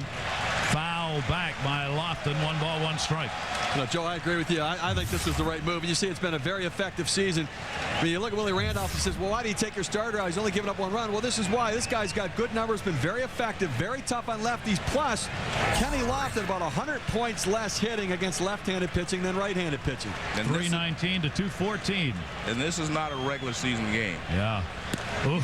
That's what makes him so hard to hit against, Joe. That front foot wants to bail out. You're not trying to get your starter 5 innings so he can get a win here. You're just trying to get your team a win. Let's take a look at this. And Kenny able to hold up. He had the right foot out of the batter's box. Here's the 2-1 delivery. Tried to hang in there. 2 ball, 2 strikes. I was going to say, you got to throw him that pitch again, no matter what. Well, Feliciano is that situational left-hander for the Mets. The guy you bring in to face a tough left-handed hitter. Kenny Lofton is a tough left-handed hitter. We talked about him on the big stage. Runners in scoring position. Big sweeping breaking ball from Feliciano. Lofton 317 with runners in scoring position this year. One of 5 Dodgers who hit above 300 in that department. Maine watching now. 2 ball, 2 strike count. Runners off first and second base. Kenny Lofton pops that one foul. And LoDuca wants to go out and talk with Feliciano. We talked about the Mets bullpen, and you look at those numbers right there. That's an effective bullpen, and that's why Willie Randolph does what managers rarely do in the postseason. He was managing to get into his bullpen instead of not getting in, because it is so good and so balanced, and he has a lot of weapons for a lot of different situations that can come up in a playoff game. He's got other lefties out there as well, and some big power right-handed arms that can handle left-handed bats also. And they'll keep that bullpen active. You do not have the big starters now that can go 9 innings anyway, so you have to manage to get to your bullpen. Lofton hasn't put a ball in play yet today. Struck out twice. 2-2 delivery to him. Make it 3. Beautiful pitching there by Feliciano. I mean, he said, "You're my guy. I'm going to get you." With Willie Randolph's rotation right now, he's got to play the situations every day. The biggest decision that Willie's going to have to make is how long does he let his starter go. He made the right decision today. Now he's going to make the moves. We're going to see this all day now for the remainder of this game from the Mets. John Maine hoping they can protect the lead he left with. Derek Jeter, humanitarian, leader, athlete, for the Movado Precision Timepiece Series 800. The art of performance. Movado Series 800. Get Prestone ready to use in the yellow jug. It's good for all make and model cars, and it's so easy to use. Now anyone can be a car guy. Prestone protection. Easy to choose, easy to use. Wendy's 99-cent super value menu choices taste so good. 300,000 junior bacon cheeseburgers. You'll see dollars in a whole new way. How bad is it? Oh, timing belt.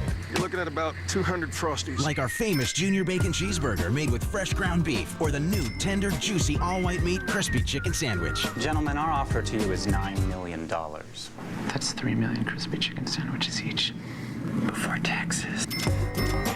For just 99 cents. Do what tastes right. Baby Ruth is a great tasting candy bar, and when you have peanuts, nougat, and caramel, you don't need bells and whistles. All right, here's one whistle, but no bells. Baby Ruth from Nestle, official candy bar of Major League Baseball. Tom Brady, strategist, athlete, MVP, for the Movado Precision Timepiece Series 800. The art of performance. Movado Series 800.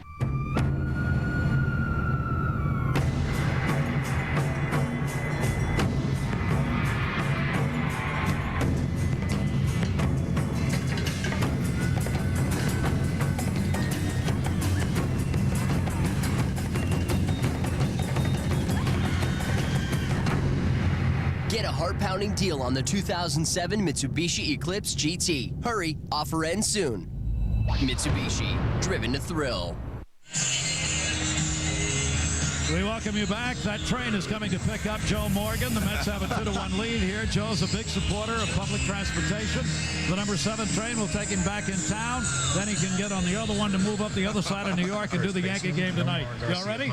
Well, really, I don't want to go. I wouldn't go, but John's going to be there by himself, and you guys you got 2 of you. You can handle a job here. But I have to tell you, this is fun. That's where he's going from Yankee Stadium, from Shea and the Queens over to the Bronx. The most impressive thing to me today so far, he brought another tie for the night game. That's a gamer right there. Oh, man. 2 down, Nomar Garcia-Parra facing a guy who throws the ball out of the dirt, Chad Bradford. Well, we saw Pedro Feliciano as a situational left-hander. This is a situational right-hander. Bradford, very tough on right-handed hitters. He's tough to pick up. He drops down, comes underneath. A lot of action on his pitches. 0-1 delivery to Garcia-Parra. That ball towards short. Reyes over to get it. Force at second, and they get it. No runs, 1 hit, no errors. Couple of left on. Joe, always great working with you. Have a good night. My pleasure. I'll see you guys along the way. Thanks. Each time a Mets player hits a home run here. The Buick Model Year-End Closeout. This is when precision meets value. The last of the 06 Buick models are available not only with a 4-year, 50,000-mile warranty and great fuel economy, but with your choice of low APR financing, great leases, and offers that help make every 06 price to move. Model Year-End Closeout. Drive away the award-winning quality of Buick. See your Buick dealer today.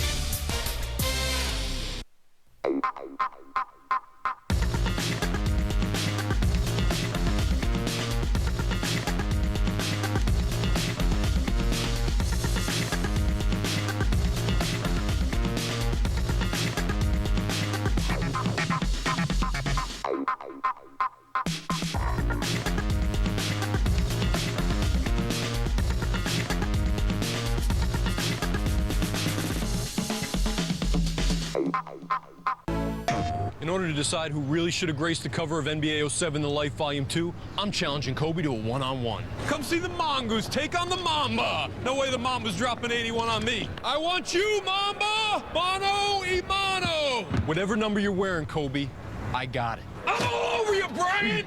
You know what? You can run, but you definitely can't hide! Rivalries, that's live in the NBA. NBA 07 The Life Volume 2, rated E for everyone. I'll walk it off. Goodyear is delivering a truckload of great values. You can get up to a $40 cash card with a purchase of a set of 4 selected Goodyear tires, or double your cash card up to $80 when you make your purchase on your new or existing Goodyear credit card. Better yet, get 12 months no interest when you use your Goodyear credit card on purchases of $500 or more. These offers end October 28. Go to GoodyearTires.com or your participating Goodyear retailer for your mail-in cash card form. Plus, check out our award-winning tires, only from Goodyear. We welcome you back to Shea Stadium. A good one underway here. Game 1 where the Mets on homers have taken a 2-1 lead. Rick Honeycutt, pitching coach for the Los Angeles Dodgers, joining us. Rick, a question. We saw Derek Lowe having the calf worked on. Is there a problem? Well, he just had a little bit of a pull when he came out of the box there on that bunt, but hopefully it's okay, and we'll find out. Now, Rick, you lost your left-handed specialty man, Joe Beimel, to an injury with a cut on his finger, a laceration. What do you do now to handle these big left-handed bats for the Mets? Well, Mark Henderson's going to have to step up, but we also feel very comfortable with our right-handers at the end of the bullpen, Broxton and Saito. Rick, thanks very much for joining us. Have a great series. Thank you. Rick Honeycutt, pitching coach for the Dodgers, and you may have noticed Lowe trying to stretch that leg after he went over to cover first base. Here is Michael Tucker. He is pinch hitting, one down here in the 5th inning. Okay, one of the things to note is, this is fall baseball with October baseball, but it's 80 degrees in New York today, and that may be taking a toll on Derek Lowe. Tucker on the big cut. He is hitting for Bradford, the pitcher, who came on to work his 3rd of an inning and got the out. Versus Derek Lowe, you want him in the lineup, don't you? Couple of home runs and a .479 batting average. 1 ball, 1 strike delivery, 2 ball, 1 strike count to Tucker. We talk a lot about the big moves the Mets have made with Carlos Delgado and Billy Wagner, Pedro Martinez, but guys like Michael Tucker, Jose Valentin, some of the smaller deals that Omar Minaya has brought into this team have had a major impact. Andy Chavez has done a terrific job as an extra outfielder. 2 for 12 as a pinch hitter this year for Michael Tucker, who takes that breaking ball from Lowe, and a 2 ball, 2 strike count. As Andy Chavez, he's got, as Steve said, magnificent numbers on the year offensively. That ball in the dirt, he buried that one, 3-2. Now we're really seeing Derek Lowe adapt and adjust during the course of the game, and a lot of talk about how his emergence in the second half of the season coincides with the acquisition of Greg Maddux. He really has sat next to Maddux, and Maddux has had an impact. Those inside 2-seam fastballs that run back over the plate, the backdoor slider. Breaking ball fouled off, 3-2 still. Maddux brought in a lot of knowledge, and these guys have taken advantage of it. And that was the thought all along. Greg Maddux was going to help you on the field, but he was also going to help the rest of the staff, and they have seen that kind of impact for the Los Angeles Dodgers pitching staff. Plenty of experience right there to help you. 3-2 delivery and a chopper down to first base, foul again. Derek Lowe, 4-3 in postseason games that he has pitched. Came into this postseason game with 7 consecutive decisions going on the W side and a 2.41 in those starts. He has been tagged for the home runs in this game by Delgado and by Floyd, both in the 4th inning, giving the Mets the 2-1 lead. The RBI by Marlon Anderson in the 2nd for the Dodgers. That one, shortstop will back up and get underneath it.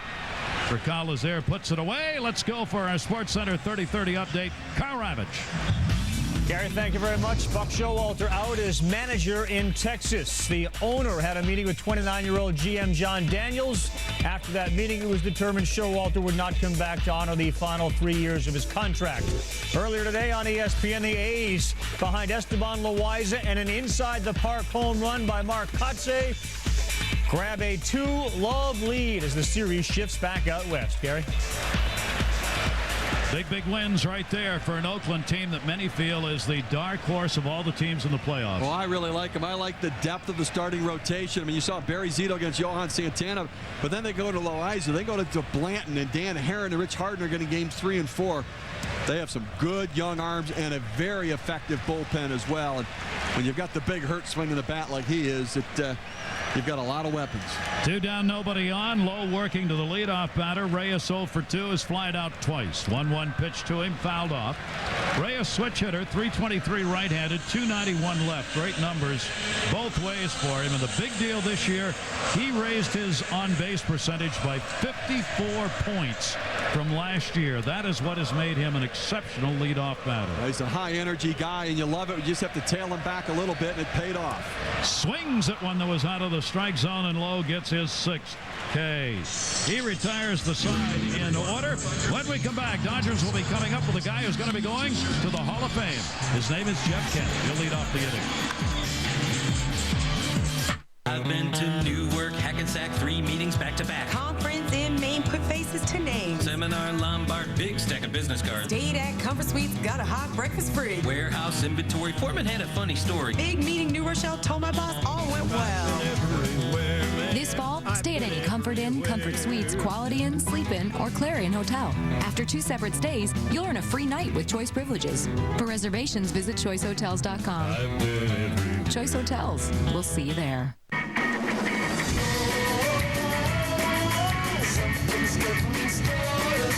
The family member with the most to say will change every month. But with Singular's Family Talk, it doesn't matter. Get a big bundle of minutes to share, and months when you don't use them all, keep them with rollover. That's the fairest deal in wireless. Add a line for $9.99. Plus, get the new ultra-thin Samsung camera phone for only $29.99. Only from Singular, raising the bar.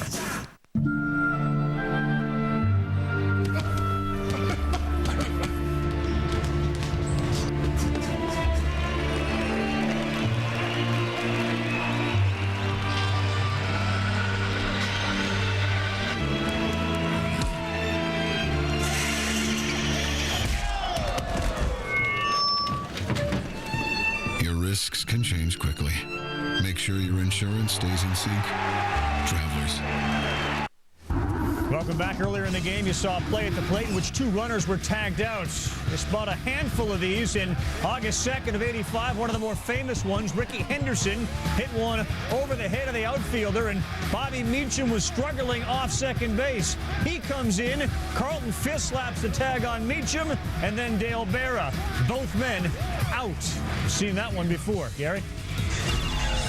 That's a good way to lose your arm right there, Pudge. Boy, tell you what, it's also a good way to lose a game. And I mean, you know, right now, those are 2 key runs in a 2-1 game right here. And, you know, in our game here, we got the 2 guys out at the plate as well. And you see Jeff Kent coming in, trying to slide by. And now J.D. Drew, as Paul LoDuca turns around, John Maine yelling, look, there's another one coming.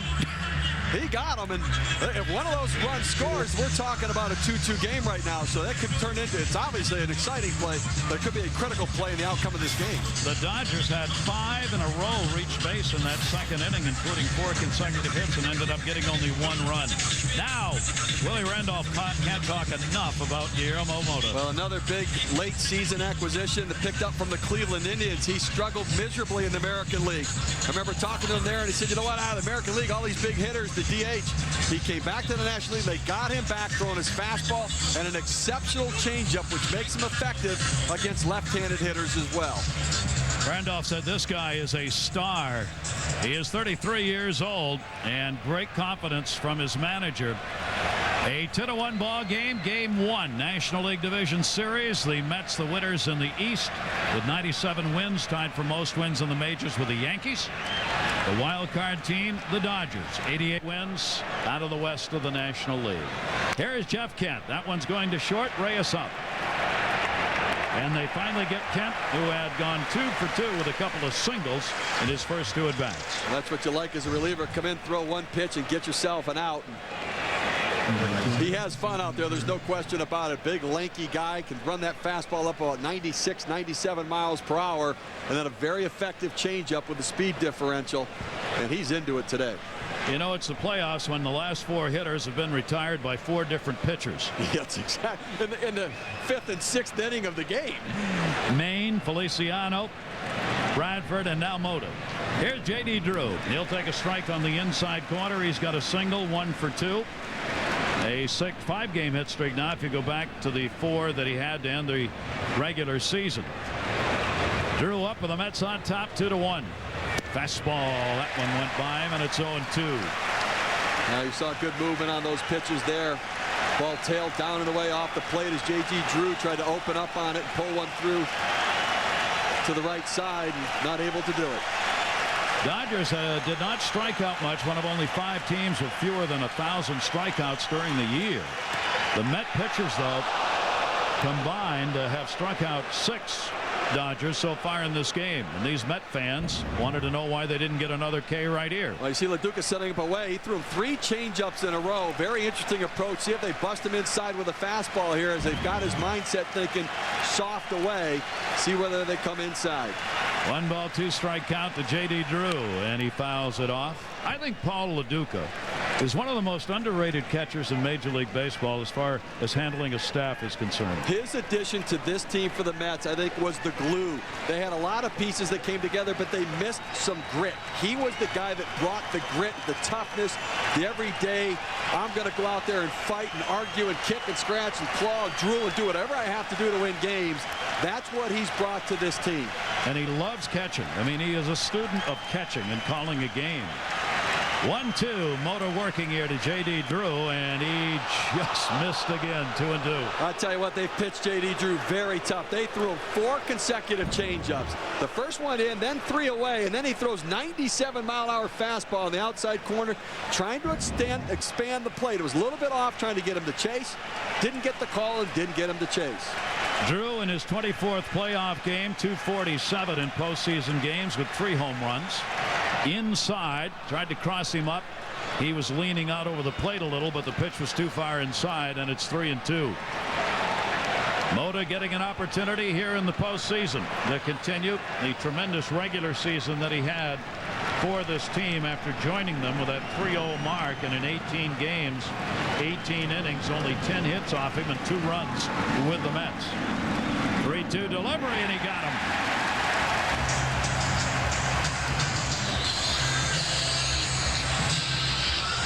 John McEnroe is not arguing with the ump. Well, he went back to the changeup right here. And you see the same arm speed and arm action as the fastball, and a little celebration afterwards for Guillermo Mota. Great arm action, takes about 10 miles per hour off that pitch, and J.D. Drew just can't time it. That'll bring up Russell Martin. Drew going back, taking a long look out at the mound. 2 down, nobody on. Big cut on the fastball by the catcher for the Dodgers. The rookie with that .282 first season average, 65 RBIs. He threw out 31% of base stealers against him, about average for catchers. He's only 23 years old. Mota, you see working out of the stretch even with nobody on. 0-2. Well, Russell Martin has done a terrific job here for the Dodgers this year, handling the pitching staff as a rookie.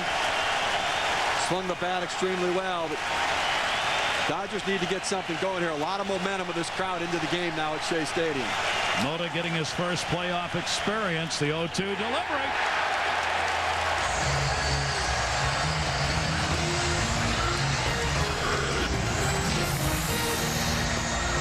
Can I take your order, please? Life is full of choices, but when it comes to antifreeze, there's really only one. Get Prestone in the yellow jug. It's one less decision to make. Cash or credit? Prestone Protection. Easy to choose, easy to use. Fast, agile, elusive, and made with carbon fiber. The same lightweight, extremely strong material can also be found in Goodyear Eagle Response Edge tires. The carbon fiber reinforced outer sidewall helps keep more tire tread on the road for enhanced stability and control. Our insulator made with Kevlar gives you a comfortable ride. Carbon fiber. It's not just for high-tech covert aircraft anymore. Only from Goodyear.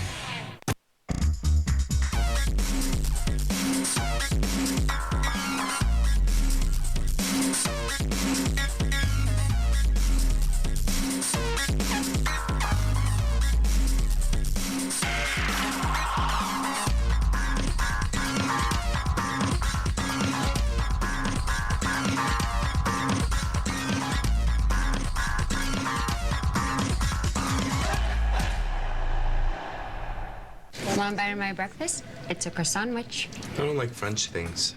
What about the bikini? French kisses. What's French for creepy? Wake up with a croissant sandwich from PK. Baby Ruth is a great tasting candy bar. And when you have peanuts, nougat, and caramel, you don't need bells and whistles. All right, here's one whistle. But no bells. Baby Ruth from Nestle, official candy bar of Major League Baseball. Honesty, privacy, respect, and great rates. That's why people who use eLoan are spreading the word.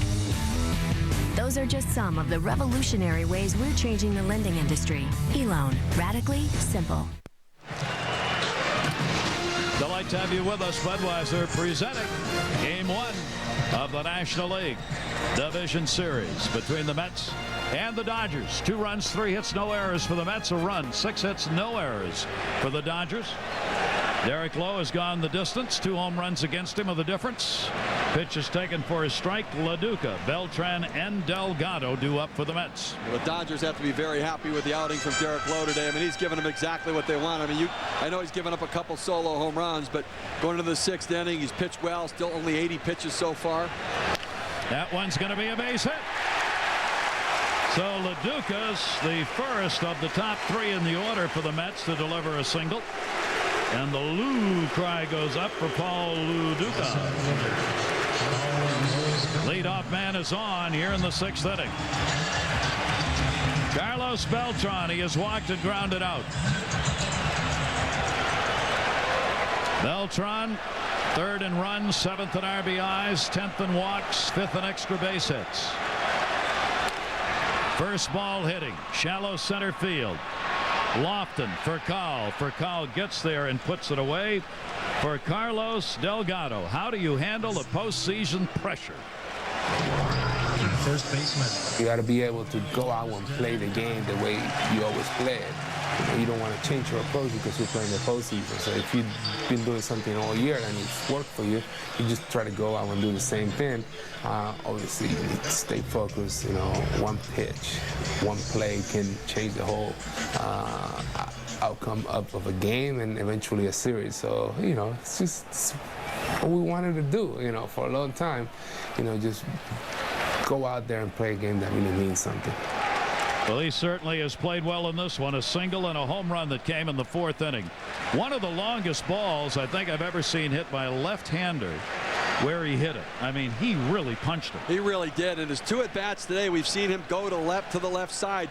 Ground ball through by the shortstop on a fly ball over almost to the left of the batter's eye, but he's staying on the ball. See if they change their approach.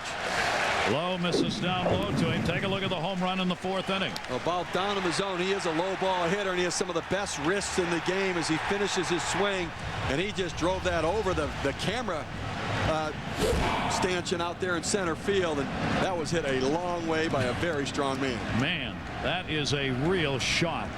2-0 count. Delgado looking for one, gets it. That's going to be a base hit.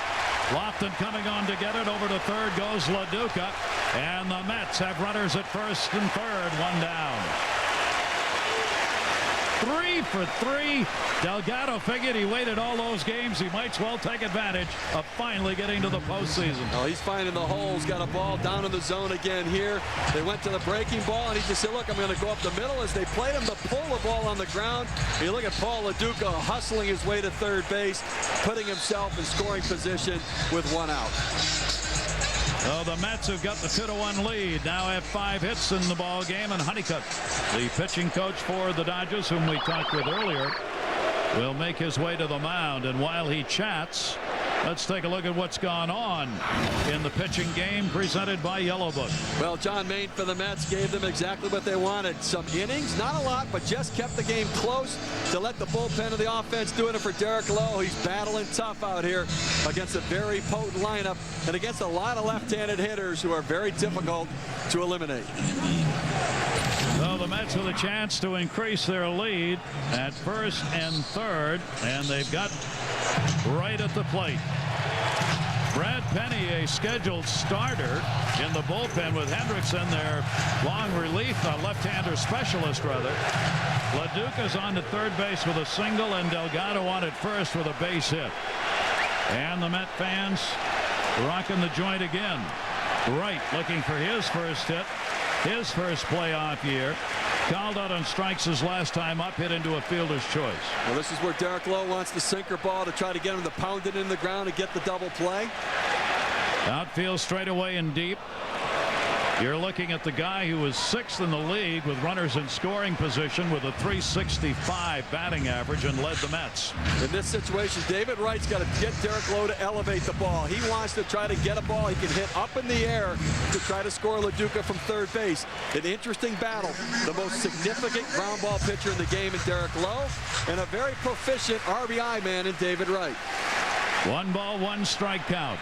Runners off first and third. He'll foul that one back, and Lowe gets ahead on the count. A ball and 2 strikes. Well, now you're going to look at Derek Lowe try to throw that sinker ball, starting it at the bottom of the strike zone and trying to take it down out of the zone to either get David Wright to swing over the top or top it into the ground to turn the double play. He hit into 15 double plays, second most on the Mets during the regular season. 1-2 delivery. That one's to right field. That one's in the corner out of the reach of J.D. Drew. LoDuca will score. Delgado to third. Being waved home. They got to play at the plate. Not in time. And over to third goes Wright.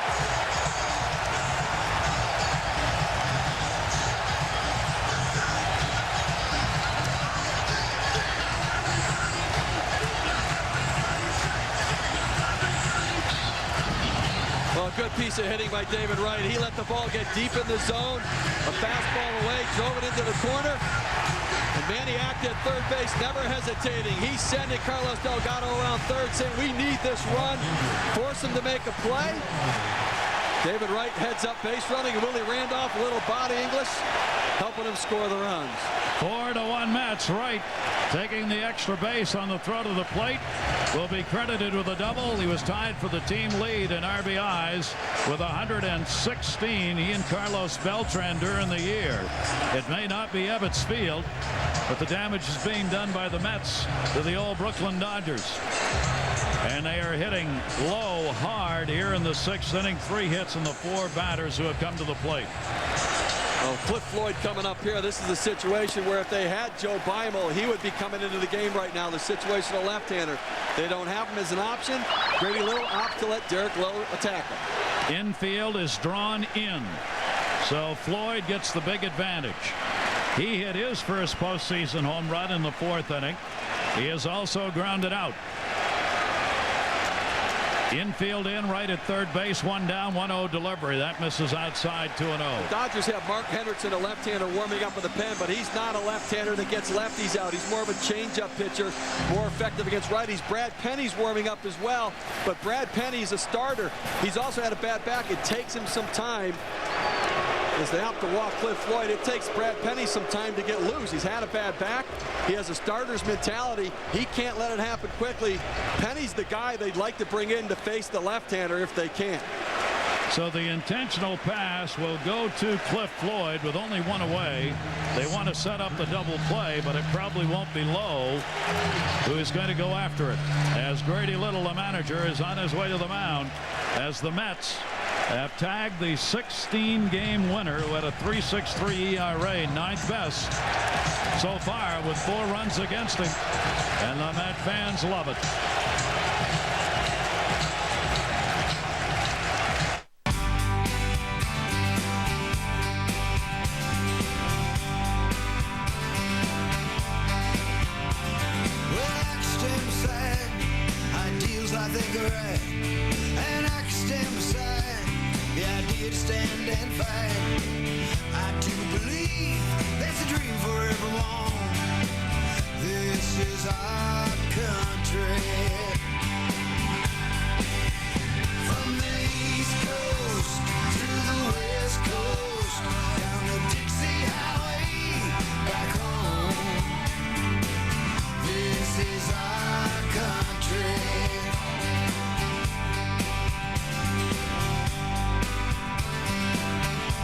This is our country.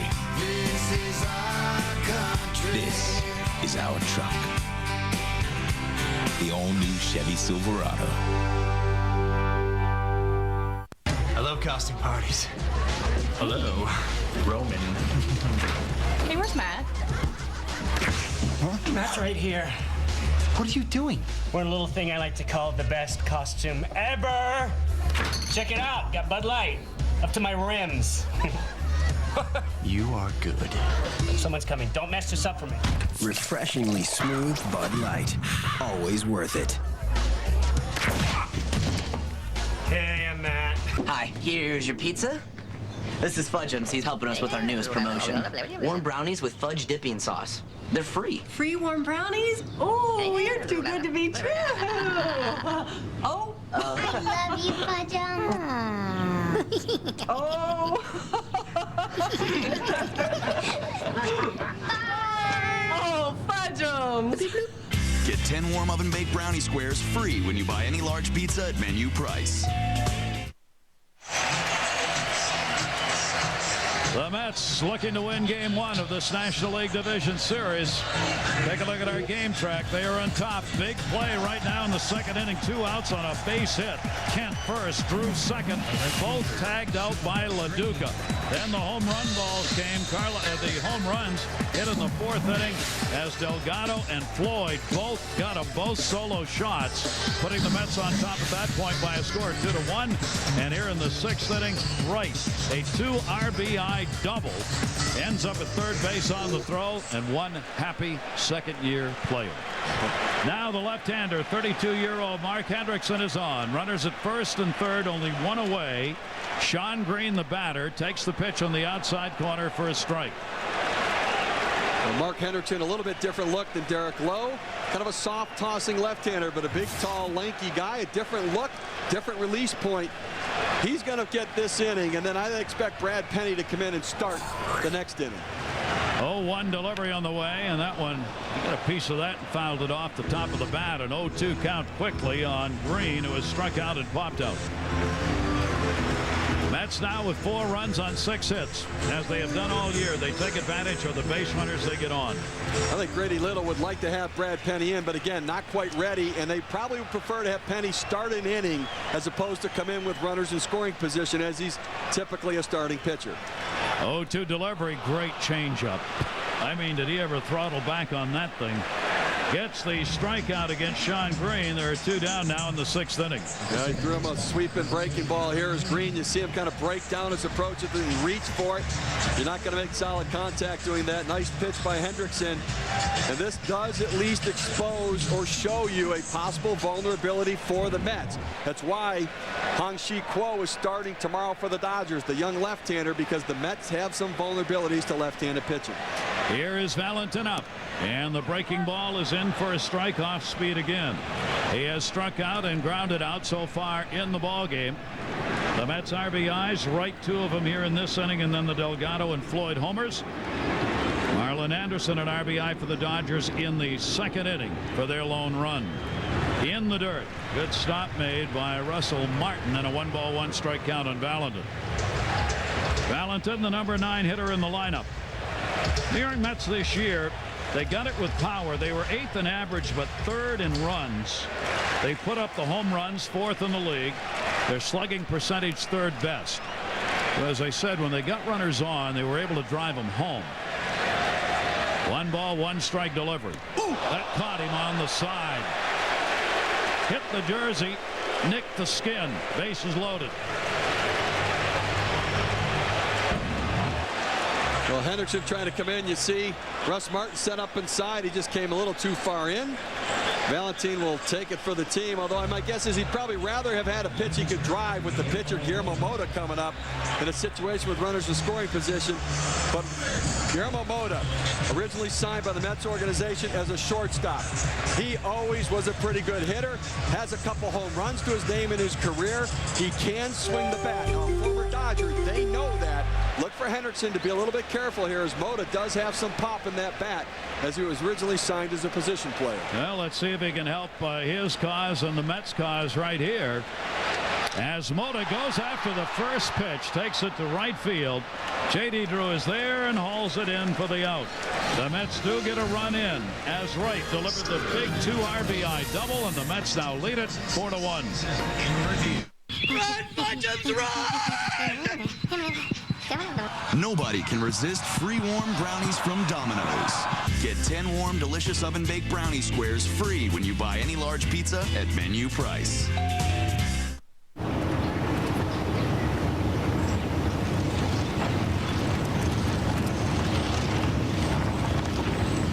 Need something? To find it locally, you need yellowpages.com. How you doing, sir? Orientation, 7th floor.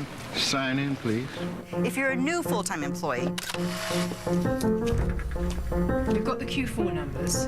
Germany looks good. A people-ready business knows that every person it hires is an investment.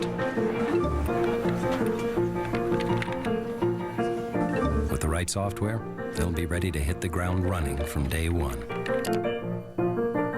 When you want to finish with truly healthy hair, where do you start?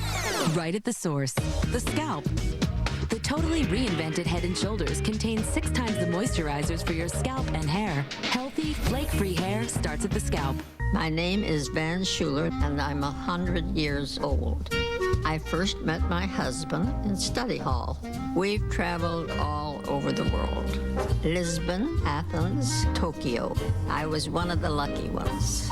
When Henry passed away, Van carried on, living out their dreams to see the world for another 40 years. When you can't protect and care for your family, life insurance from Genworth Financial can help. Genworth Financial. Insurance for living, solutions for life. Run, Fudgems, run! Nobody can resist free warm brownies from Domino's. Get 10 warm, delicious oven-baked brownie squares free when you buy any large pizza at menu price. Log on to MLB.com to follow baseball live on the web with MLB.com's real-time stats, game day audio, and MLB.tv. MLB.com, where baseball is always on.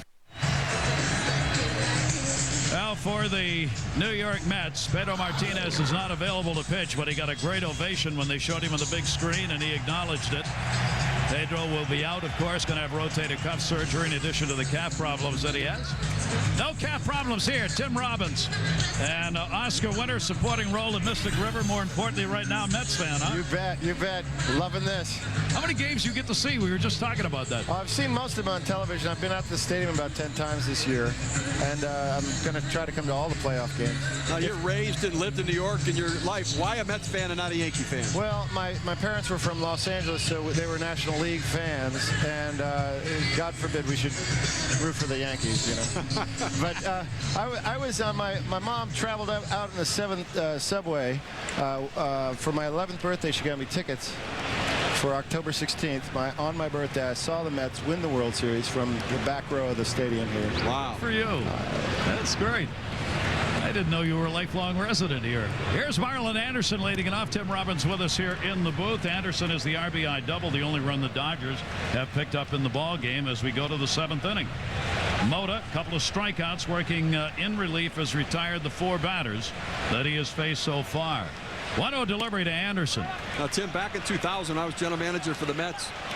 We got to the playoffs. We got to the playoffs. We had a couple of champagne celebrations. I recall you participating in those celebrations. I recall Bobby Valentine getting me pretty drenched. Yeah, did you get involved? And my sons, too, Yeah, by the did way. you get in the celebration this year? No, I want to stay out of it. I don't want to jinx anything. Maybe if they win the World Series, I'll sneak in. So you're one of those superstition fans? Oh, well, you know, Yep. I think there's about 20,000 of them here. Probably more like 55,000, actually. No, I was thinking half are superstitious.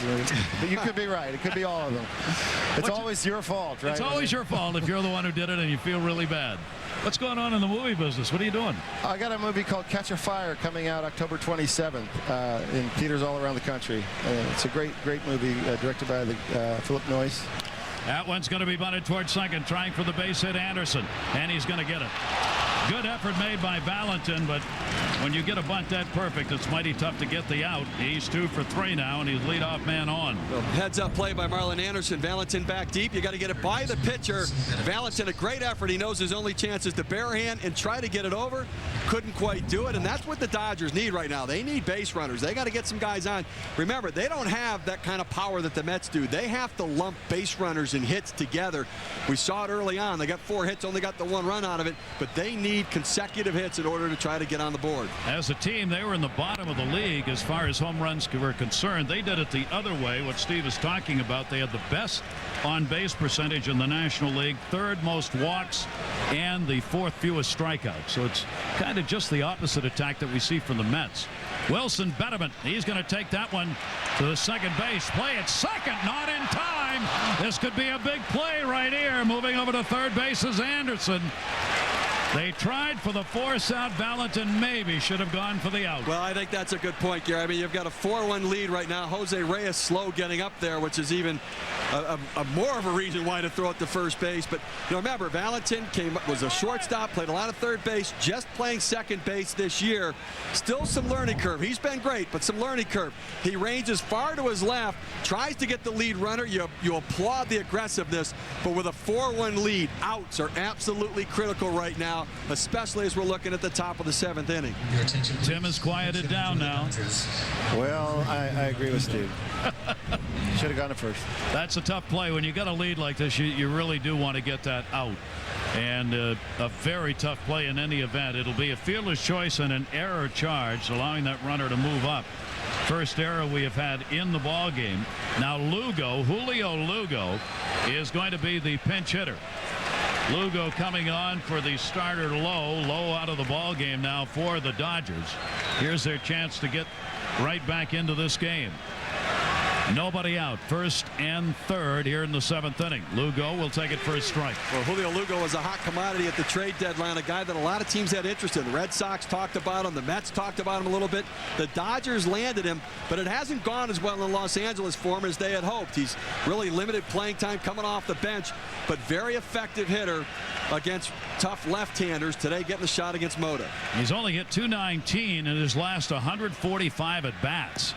Lugo with a big cut and an 0-2 count. You got a favorite Met player, Tim? Oh, I like so many of them. I'm so happy for Delgado, 3 for 3 today, first playoff game. That's awesome. I like Andy Chavez a lot. Like to see him get in the game tonight. He's had a great season. And of course, the left side of the infield is our future. Pretty darn good with Reyes and Wright. Lugo at the plate, 0-2 count. Runners off first and third for the Dodgers. And Lugo just fouls that one off. Well, Mota went again to the changeup, again trying to change speeds to get Lugo out in front. You saw his swing break down where he kind of reached for the ball. That's where the right-handed hitter tops a ground ball to third, and you possibly get a double play. In this situation, the Mets will give up the run on third in order to get a double play as they play the infield back up the middle. Looking for the sign from the dugout on the pitch call here. Lugo needs to protect. 0-2 count, nobody out. And Lugo in the dirt. Runner is going to stay in both places. Nice block by LoDuca. And the runners can't move up. Well, that's a key play by LoDuca right there. He kept it just enough in front as the ball kicked toward Betterman at first base. It causes him to kind of pause and not go. Keeps the double play in order. Nice play by Paul LoDuca. A lot of times when that ball kicks off the catcher, if it kicks toward first base, the runner kind of freezes because he sees the ball moving toward him. It kicks the other way. His first instinct is to go to second. Jumping around at first base, Wilson Betterman. 1 ball, 2 strike count. Lugo fouls another one off, and that hit LoDuca. It stays at 1-2. Now, Tim, when you heard about Pedro Martinez's injury, then you hear about Alduque Hernandez. From a fan's perspective, what did you think about the Mets' chances still in this series? Well, as a fan, I've seen the other pitchers pitch, and I think we're going to be okay. I do. Is Alduque out for the whole series? Sounds like he's definitely up for this series. Question is if he'll come back and pitch at all. There's some question that he would be available at all. They have some depth there. Dave Williams is pretty damn good too. So I got my fingers crossed. It certainly isn't the optimum conditions, but Steve Traxel is going to be a starter. He just returned from personal matters back home, so he's really getting himself back in shape after being away for a few days. 1 ball, 2 strike count on Lugo. Has fouled off a couple. And another one. Though he's hanging tough in there after that count. Originally had gone to 2 strikes. He's made it 1-2, and he's fouled off 3 pitches here. This Dodger team hoping If they can get a big hit right here from Lugo, who's pinch hitting in the 7th inning. Gary, you see why Willie Randolph likes Guillermo Mota. That changeup is unbelievable. It's a great pitch. Lugo right now, in my mind, vulnerable to the high fastball, the higher than high pitch, up in the eyes. It looks good to the hitter, but very difficult to catch up to it. Anderson and betterment of the base runners for the Dodgers. Mota slowing it down. Lugo with a big-time stare, and he's gone. You've got to believe. That's a Mets fan. A little discussion with John Hirschbeck. Mota says, I'm not going away from what's been working for me. He throws that changeup, and again, it's about arm speed. It's about the release point. It looks like a fastball, and it's 10 miles per hour slower. Dodgers dugout saying, we didn't think that was quite a strike.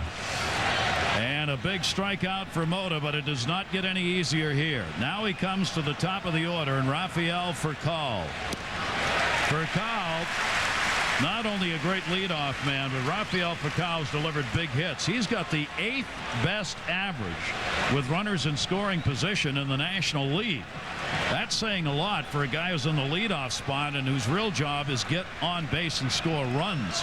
He not only gets on and scores, he also drives them in. Throw over to first.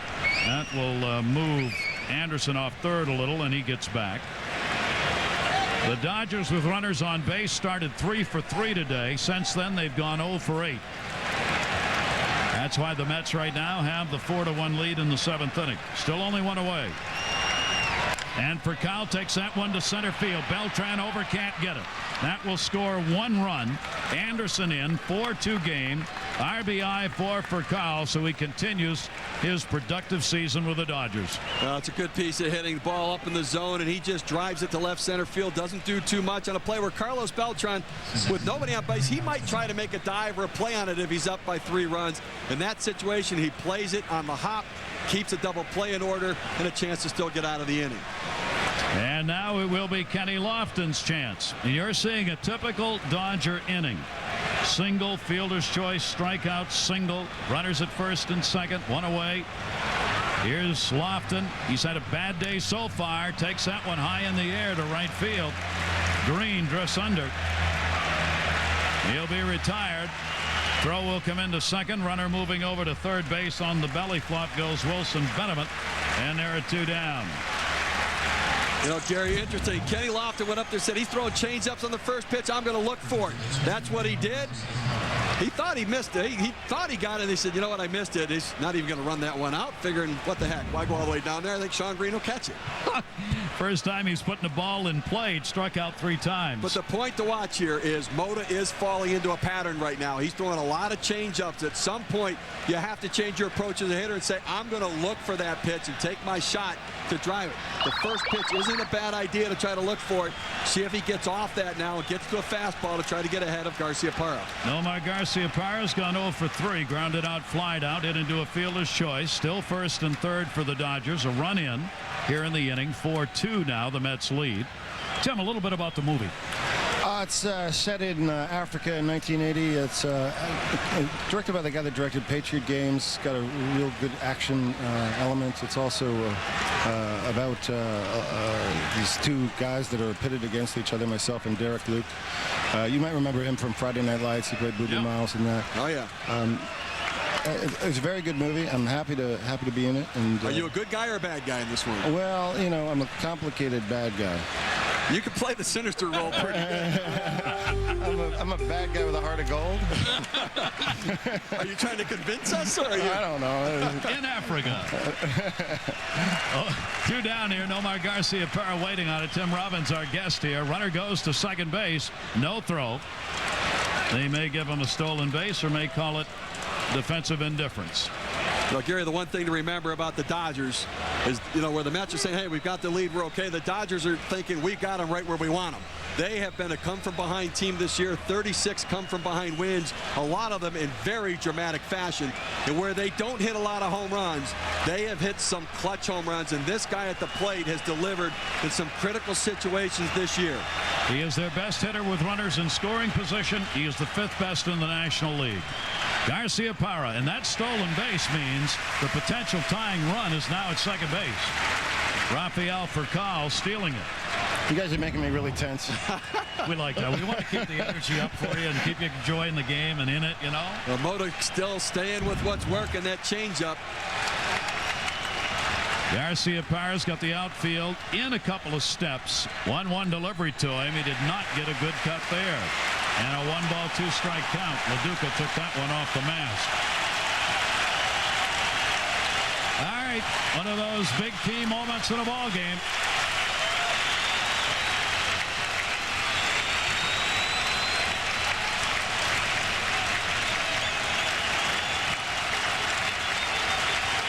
One-two count, 2 down, 2 on, 2-run lead for the Mets.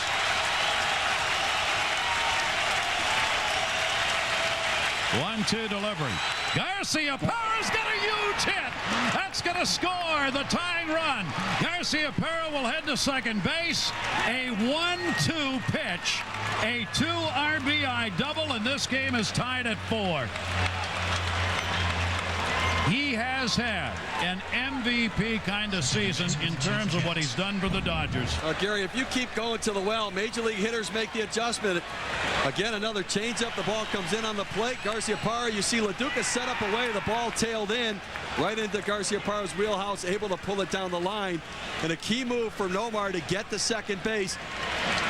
In this situation, Jeff Kent up. J.D. Drew on deck. Nomar does not run well. Remember, he has a quad injury, a knee injury. Interesting whether or not Grady Little's going to opt the pinch run. Doesn't look like it right here. But with the go-ahead run on second base with an RBI man up, I might put a base runner in. You know what I think? Close game. I didn't want Garcia Parra to get another at-bat if it comes to that. I mean, a real tough decision for him because he doesn't want him to get hurt. Jeff Kent 2 down. We now got a tie ball game. 9 hits for the Dodgers. And Kent fouls it back. Tim Robbins, Mets fan. It's great to have a fan next to you during the game. You feel it, don't you? I mean, you just kind of slouch. I tell you what, I saw. I'm just, you know what I'm thinking, of course. You know, that's all my fault. I'm up here in the booth, and they score 3 runs. Ron Howard's down there. He's not real happy either. Well, actually, he's a Dodger fan. Oh, so he's in disguise. Hat on. You know, he did grow up in L.A. Jeff Kent fouls it off, and an 0-2 count.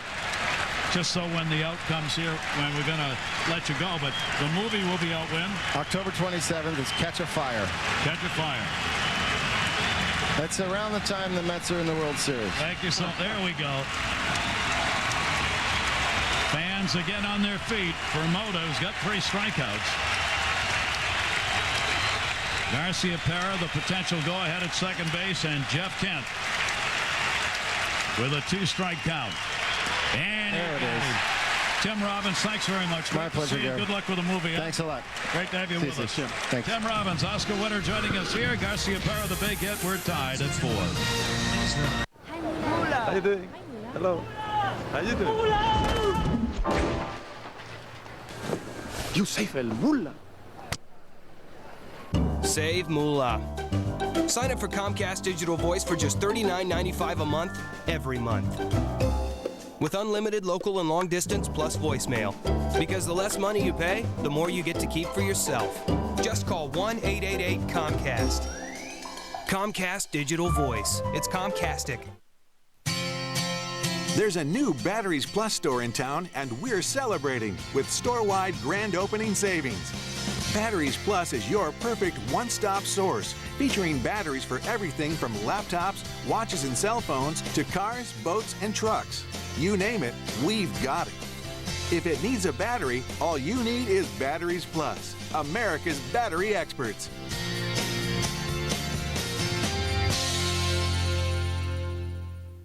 Come on, Jocelyn. Come on, sweetheart. Come on. Never. Hit it, kid. Jocelyn, October's the time you spend with others. It's too bad that the Red Sox didn't make the postseason. Don't feel bad. Tell them. I'm from New York. October is the time to root against the Yankees.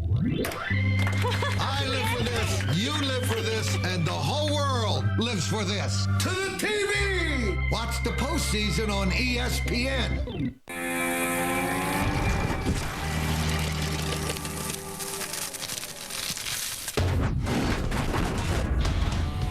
What if cars and trucks could be fueled by corn?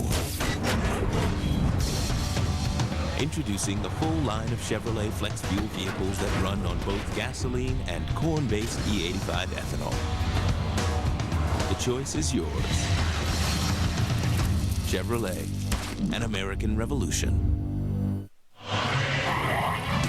ESPN's MLB Division Series, presented by Budweiser, brought to you by PlayStation 2. Live in your world, play in ours. And Prestone Antifreeze in the yellow jug. Prestone Protection, easy to choose, easy to use. 9.5 miles away, Mr. October's talking to Mr. October. Jeter off his 5 for 5 nights has never faced Justin Verlander. That game an hour and a half away on ESPN.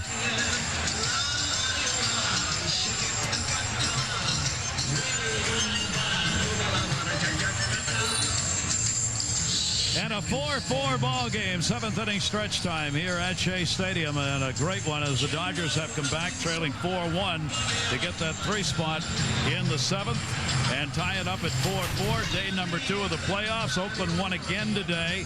They now lead 2-0. Frank Thomas with those 2 home runs in game 1, a big reason. Albert Pujols, MVP. Well, you won't convince any Cardinal he isn't, leading St. Louis to that 5-1 win as they go up in their series. And Derek Jeter, a 5 for 5, 6th player with 5 hits in a postseason game. Game 2 tonight at Yankee Stadium, right here on ESPN, as the Yankees will try and go up 2-0 over the Tigers. You know, actually, what we've seen in these series as we look at Nomar Garciaparra, we've seen a lot of star power. Stars are getting the job done. It's where we talk about today. Maybe the Dodgers front end of the lineup was struggling. The bottom half was delivering. A lot of stars. Pujols, Jeter. You talk about Frank Thomas, some big guys getting it done. Here's a big guy on the mound for the Dodgers, lined up to start game 4 for Los Angeles, coming in relief today, working with a sore back, though. Brad Penny, of course, is generally a starter. He did work 1 game in relief this year. He comes on to work here in the bottom half of the 7th inning of a tie game, and just like that, for the moment, becomes the pitcher of record. Jose Reyes, top of the order, and Reyes will take it down low. 1 ball, 1 strike. Reyes 0 for 3. Well, the Dodgers want performance from Penny, but they also want him to prove that he's healthy so that he can take them out and start in game 4. The back spasms have been a problem. He's pulled himself out of starts, but they need him. Last speed delivery is going to miss up high. Reyes has gone 5 for 18 with 1 home run lifetime off the right-hander Brad Penny, who is 28 years old. The Mets have not gotten their kingpin at the top of the order on base in this game. 2-1 delivery to him. That's down the line and foul, and a 2-ball, 2-strike count. Well, I think one of the best matchups in this series is Jose Reyes and Rafael Furcal, 2 of the most exciting players in the game. We saw Furcal deliver with a big RBI single. Now it's time to see whether Jose Reyes can respond and get his offense energized. Reyes getting his shot at the playoffs here with the Mets first time. Here's the 2-2 delivery to him, and a fastball down low. He wants the new baseball as the count goes to 3-2. And Brad Penny with a deep breath out there. Had the best year of his 8-year Major League career. 16-9 mark, 4.33 ERA, 148 strikeouts in 189 innings. He's got a 3-2 count here on Reyes. And that's the man you did not want to put on. Lead-off man on. Tommy says, watch the postseason, ESPN. It's your duty, Judy. And Tommy is here today. He is here today. Ambassador for the game, and it's always good to see Tommy Lasorda. Well, this is where everything begins. You can feel it in the Mets fans. You hear the rumble going on here. When Reyes is on base, anything is possible for this team. That's the way they feel. And Paul LoDuca at the plate. LoDuca delivered a single his last time up. Reyes will draw the attention of every pitcher. 64 stolen bases. Well, Russell Martin's throwing out 31% of the runners. 20 out of 28 have been successful against Brad Penny. That one is hit in the air to center field and deep. Kenny Lofton back, runner halfway. Kind of surprised LoDuca went after that first pitch, 1 down. Thought he might wait and give himself a chance on a hit and run, or give Reyes a chance maybe to try and steal a base. Yeah, I agree with you. I think that Jose Reyes has the green light. He can go. And listen, you are a base stealer when everybody in the stadium knows that you're going to go and you can still steal a base. A ball hit there in the gap, a ball that maybe Jose Reyes might tag up on and possibly advance to second base. Here is Carlos Beltran. That's the other thing I was surprised at, Steve. Clearly that ball was hit deep, and I thought Reyes would go back to the bag, but he went halfway. Now, Kenny Lofton, a left-handed thrower, so he was actually moving toward his throwing arm. But he doesn't have a good one. But not a good one, exactly right. And, Reyes kind of came off thinking it might be in the gap and didn't retreat back to the bag thinking about tagging, because you know why? He says, I want to steal this base. I want a stolen base out of this. I don't want to take it the cheap way. Kenny Lofton out there. The lead by the baggy panted one at first base, and it is foul back Beltran. Beltran has gone 0 for 2 with a walk in the game. 7th inning, 1 down. For Beltran, a comparison of the 2 years. What a difference a year makes. And he got comfortable here, had some protection in the lineup, protection off the field, protection with the media. The one thing is he's logged some big numbers, but his numbers at home here at Shea Stadium have not been nearly as good as he's performed on the road. 1-1 delivery. I saw one note talking about Shea Stadium which said this ballpark is one of the few fair parks remaining, meaning it's fair to both pitchers and hitters. You look at those numbers there, he'd say it's a little fairer on the road than here at Shea, and I think a lot of those numbers stem more from his mental approach. I think New York's been tough on him. It's been a tough year last year, better this year, but not quite the performance he'd like to log here at Shea Stadium. 1-2 delivery to him, and that's going to miss outside by Penny, who takes the count to 2 balls and 2 strikes. Remember, there was a time early in the season Beltran hit a home run. Curtain call from the fans. He was reluctant to go out. Julio Franco grabbed him, threw him out there, and said, you better start embracing these folks, and if you do, they're going to embrace you. And he has spoken the truth. And after that, there goes the base runner Reyes. Here's the throw by Martin. A good one. Not in time. Great jump.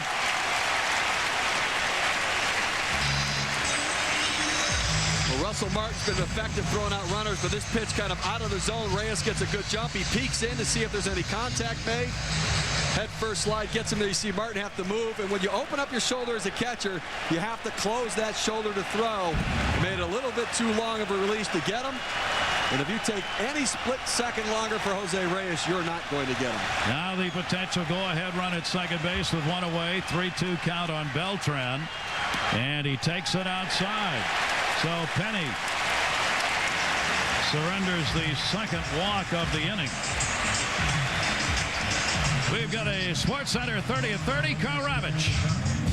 Hi, Gary. Thank you very much. Buck Showalter out as manager of the Texas Rangers. Not sure what he's going to do next season. GM John Daniels apparently ultimately made the decision, convincing the owner, Tom Hicks, to pull the string on Showalter. Pulling the string is what Torrey Hunter did. Watch the ball get by him. Mark Kotsay goes for an inside-the-park home run. SportsCenter follows the game. ESPN News Now, and the Yankees come up after SportsCenter. Carl, thanks very much. A little meeting at the mound now. Grady Little, the manager, is going out for a discussion, not for a pitching change, because there's nobody warming up. 4, 5, and 6 hitters are coming up in the lineup, and there's what they have done in this game. Delgado, the home run. Wright, the big 2 RBI double. Floyd, the home run. Well, we saw John Hirschbeck go up and break it up, but there's a lot to talk about with these guys coming up here. Grady Little won a little time. Also, I think checking in physically to see if Brad Penny's okay, because remember, his end of season was bothered by some back spasms, had some different issues. He's now back pitching in a critical situation. They have to know he's healthy and able to get the job done. Carlos Delgado, 5 for 13 with a home run, lifetime off Brad Penny. He's up with runners at first and second base. Fastball, he's not getting that outside corner call from John Hirschbeck.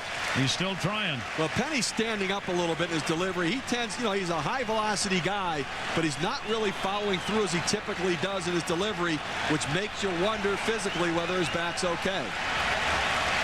Runners off first and second base for the Mets. That pitch is inside, and all of these are low in a 2-0 count. Bullpens, bullpens, bullpens. You cannot win without them. These teams know it. All of baseball knows it in this day and age, and the big problem for virtually every team is the middle relief, trying to find guys to get it done. Here's Penny, a starter, relieving here. That pitch is there for his strike 2-1. 98 miles per hour. Carlos Delgado wasn't taking. He was going to look for something right in the spot that he wanted to get to drive. He didn't get it, but he knows he's still ahead in the count. He can look for it again on this pitch.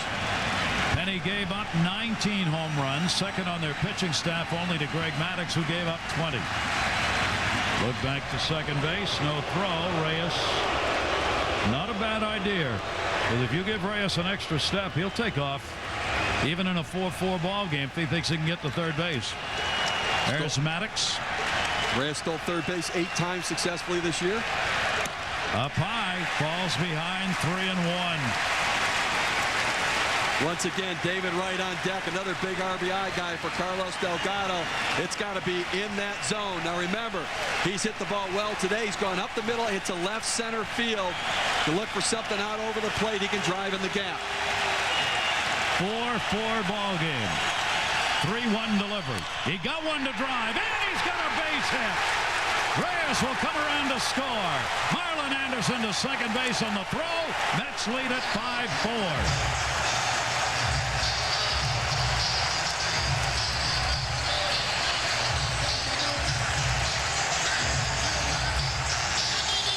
Talked about it earlier with Joe Morgan. The biggest half inning is the one after you score or tie the game.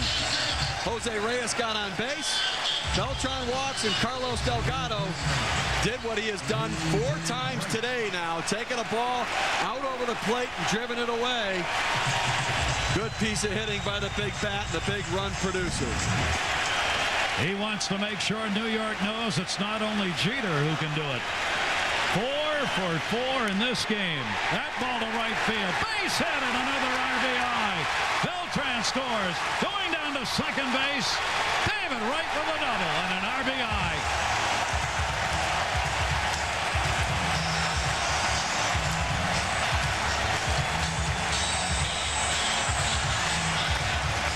Brad Penny can run that fastball up there pretty good, and in this at-bat, he jammed David Wright. Wright just strong enough to muscle it over the infield, but David Wright right there saying, I'm going for 2. J.D. Drew is playing deep. He's on second base right now because he made a decision out of the box. I'm going for 2, putting myself in scoring position. Give yourself a pat on the back. 6-4 Met lead. The infield is drawn in. Cliff Floyd takes the strike. So 2 RBIs for Delgado in the game, 3 RBIs for David Wright in his first postseason game. He's had back-to-back doubles. And now Cliff Floyd, who had a home run in the 4th inning. 1 for 2 and an intentional pass.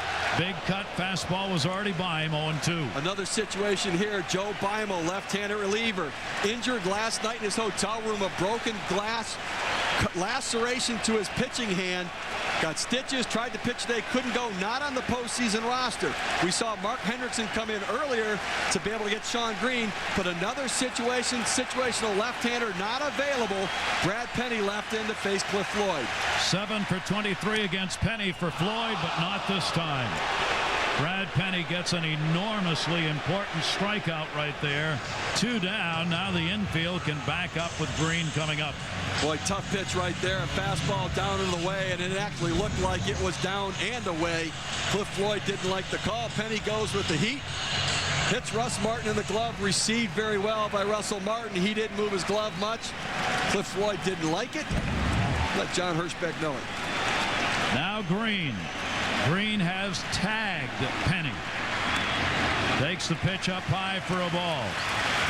Sean Green is hitting .429, 12 for 28 lifetime off Brad Penny. Let me tell you what, if Joe Bimo were available as a left-handed reliever, he would be in the game right now. That is a major loss for the Dodgers against the New York Mets lefties. Base hit is good for 2 runs. Hits that to first base. Garcia Power to the bag, and they get the out.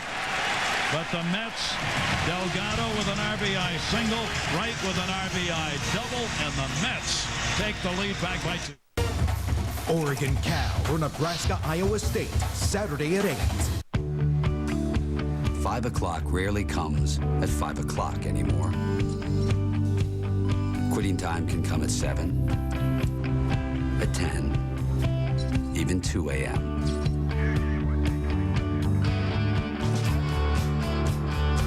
And while they say that time waits for no one, 5 o'clock will always be waiting for you. This is Budweiser. This is beer.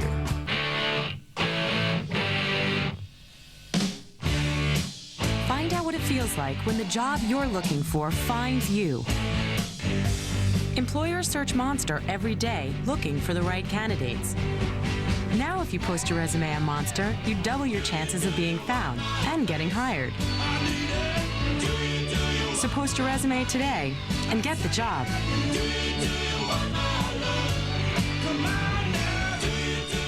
Raindrops keep falling on my head, but that doesn't mean my eyes will soon be. When's the last time you replaced your wiper blades? Crying's not for me, 'cause I'm never gonna. Right now at Advance, all wiper blades are 25% off. Because I'm free. And as always, we install them fast and free. Yeah, free. We're ready in Advance. Baby Ruth is the candy bar for baseball guys. Guys who like peanuts, nougat, and caramel every bit as much as a Grand Slam. And if you're a woman who likes that stuff, want to go to a ball game? Baby Ruth from Nestle, official candy bar of Major League Baseball. Gentlemen, our offer to you is $9 million. That's 3 million crispy chicken sandwiches each. Before taxes. Wendy's 99-cent super value menu choices taste so good, you'll see dollars in a whole new way. For just 99 cents, do what tastes right. This copyrighted telecast is presented by authority of the Office of the Commissioner of Baseball and may not be reproduced or retransmitted in any form, and the accounts and descriptions of this game may not be disseminated without express written consent. ESPN's MLB Division Series is presented by Budweiser. Bright, crisp, clean, pure. This is Budweiser. This is beer. And Monster.com. Post your resume on Monster today and let the right job find you. Great to have you with us. The New York Mets here at home opening up this division series against the Dodgers. Now have a 6-4 lead as we go to the 8th inning. The Dodgers on the season only came back in 2 games where they trailed after 7 to come up with a win. J.D. Drew against Aaron Heilman pops that one up, and Wright will not have a play. Strike one on Drew. Well, Aaron Heilman, the young right-hander, he is the 8th inning option for Willie Randolph. And when Duaner Sanchez went down this year, Aaron Heilman elevated his game. Another terrific season. Very tough to hit. You see a .231 opponent's average. Throws a lot of strikes. Has another outstanding changeup like Yamamoto to be able to take out the left-handed hitters. J.D. Drew waiting on it. There's that off-speed delivery right there. Drew has struck out twice and singled. Andy Chavez has come on for Floyd to play in left field, an offensive replacement in the 8th. Andy Chavez, a terrific outfielder, 9 outfield assists this year. He can throw and cover a lot of ground. 0-2 delivery on the way, and that's going to be taken away. Heilman not wanting to put anybody on Floyd out of the ball game, but played a big part in it, a solo home run that came in the 4th inning. 1-2 delivery on the way to J.D. Drew, and a breaking ball misses inside. Well, Aaron Heilman in his mind right now is saying, look, I'm going to have to make them earn it to get on base. We saw what base on balls can do. As Jose Reyes led off the bottom of the 7th with a walk. Carlos Beltran walked as well. They both came around to score. Heilman wants to throw strikes. Don't get that potential tying run to the plate. Fouls that one back hard. J.D. Drew, one of those who got thrown out at home on the back-to-back outs at the plate. Kent and Drew, that looms as a big play, came in the 2nd inning when the first 2 hitters got on, and Russell Martin delivered a single. A couple tried to score, and they both ended up being thrown out. 2-2 delivery on the way, and that one is popped up shallow left field. Chavez, who just came into the game, will put it away. Let's check in with Carl Ravitch. Carl? Hi, boys. I know you've been lonely without him, and the good news is the Hall of Famer has now pulled into Yankee Stadium. It doesn't look like he used the public transportation that Steve Phillips was referring to, but it's certainly an effective method to get him there. The game starts at 8 Eastern right after SportsCenter. And he hasn't got his other tie on yet. No, he hasn't switched ties yet. He's got to switch ties That was a travel tie, and then he'll change for the game. Here's Russell Martin. Look out, David Wright. Ooh, that hit his foot. The barrel of the bat right at third baseman Wright as Russell Martin added shatter on him. Yikes. Well, that's a dangerous position, third base. A lot of things can happen. A lot of line shots hit at you, and sometimes the bat comes at you as well. And you have to have quick instincts and reactions. You have to know when to run. First time I've seen a third baseman dance with a bat. Pretty good steps. Wright, what a day he has had. 2 RBI double after that. A couple of hits, 2 baggers, 3 runs batted in for the youngster at third base. Russell Martin now with an 0-1 count on him. 1 down here in the 8th inning. Heilman on for Moto, worked a couple, gave up 3 runs, 3 hits. That is taken outside. 1 ball, 1 strike count. Now, Russell Martin's a special kid. He wasn't even in the major leagues before the season started. To tell you how infrequently it happens, a rookie catcher leading a team into the postseason. Right on the inside corner. That one a little juice that turned the other way. Since 1987, there have only been 2 rookie catchers who have taken teams to the postseason. Matt Noakes in '87 with the Tigers. Einar Diaz with the Cleveland Indians in 1997. Martin waiting on it. He'll foul that one back to keep his at-bat alive. Betterment to follow. Another one of those innings where if you're the pitcher, you do not want that number 9 spot to come up here. Force the Dodgers to have to use a pinch hitter and another pitcher if you can get there. Russell Martin batting 6th in the order. 1 ball, 2 strike count with 1 down. That one he wasn't quite sure of, but he didn't want to let it go by. Well, good pitch by Aaron Heilman. He throws a sinker ball and a changeup, everything that kind of goes down out of the zone. He came up on this one, and that's a pitch that's tough to lay off. When you're ahead in the count, it's in his eyes, it's by him. He just barely fights off to get a piece of it. Good piece of hitting by Martin, and a good pitch by Heilman. Career high 74 appearances by Aaron Heilman this year. 1-2 delivery on the way, and a chopper down to third, foul, and another good pitch that he had to fight to foul off. A slider down and away there, and Aaron Heilman has pitches that move down and into the right-hander. He has a slider that breaks away and a changeup that drops straight down. That's what makes him effective against both right-handed hitters and lefties. When you have pitches that move multiple directions and drop down out of the zone, out of the strike zone, you're going to get a lot of hitters out. He's fouled 3 off with 2 strikes and another. Making him work here with 1 away. And how often that matters. You look back to what Lugo did when he had an at-bat in the 7th inning, fouled off. He got called out on strikes, but then the top of the order took advantage of that and got some runs for the Dodgers. That one to second base. Valentin gobbles it up. 2 down here in the 8th inning. Don't forget the division series presented by Budweiser continues with games on ESPN and Fox. Baseball tonight, 3:30 Eastern on ESPN tomorrow.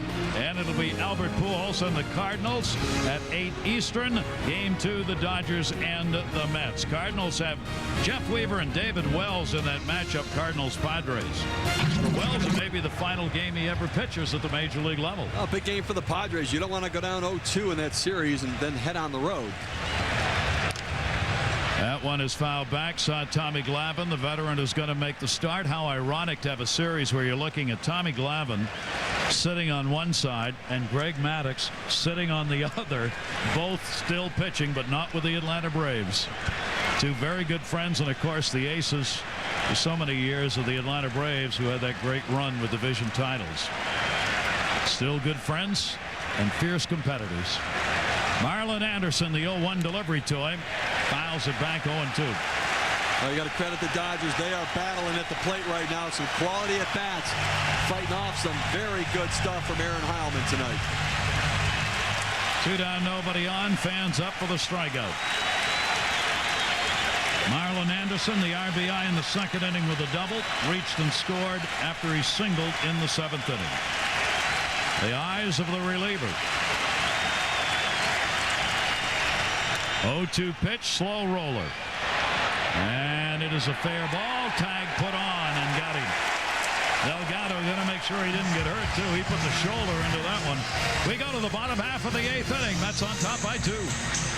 We're We're about to change your perception of what a burger can be. The new Triple Prime Burger, made with 3 cuts of prime steak, ground fresh. You haven't tasted a burger until you've tasted this. Spell the word Bostoris. Bostoris. B-O-S-T. Do you believe a starter team sweatshirt makes everything a little more competitive?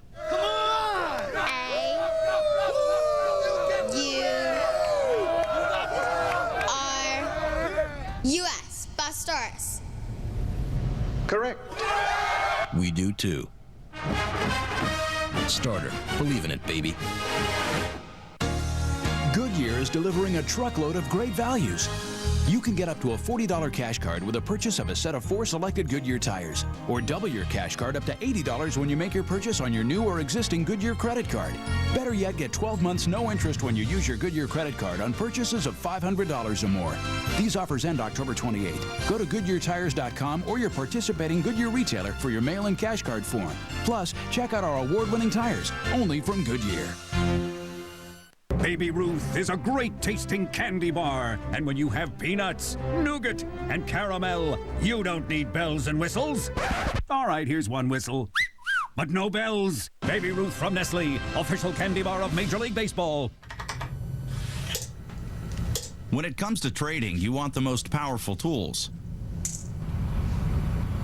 When it comes to yard work, not so much.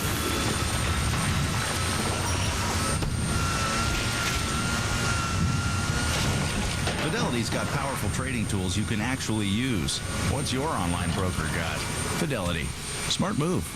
We're about to change your perception of what a burger can be. The new Triple Prime Burger, made with 3 cuts of prime steak, ground fresh. You haven't tasted a burger until you've tasted this. A 6-4 lead, game 1 of this division series. The Mets, the winner of their division, and the Dodgers, the wild card team. Dodgers battled back from a 4-1 deficit to get it tied up. The Mets with a couple of runs in their half of the 7th inning to get the lead back.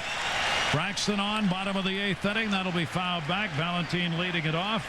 Then the 9 spot and Reyes at the top. Now this is a power right-hander. This young guy has a terrific arm. .216 batting average against, 97 strikeouts in 76 innings. He is a strikeout pitcher. He is a future closer, a power fastball, an outstanding split finger pitch as well. Valentin trying to get on here so the Mets can get a couple of insurance. Pops that one way up in the air. Handled easily by Martin. These teams met 1988. Mets were the favorite team in the National League Championship Series. Kirk Gibson, magnificent catch off Mookie Wilson. Doc Gooden on the mound. Socia with a home run that really turned that series around.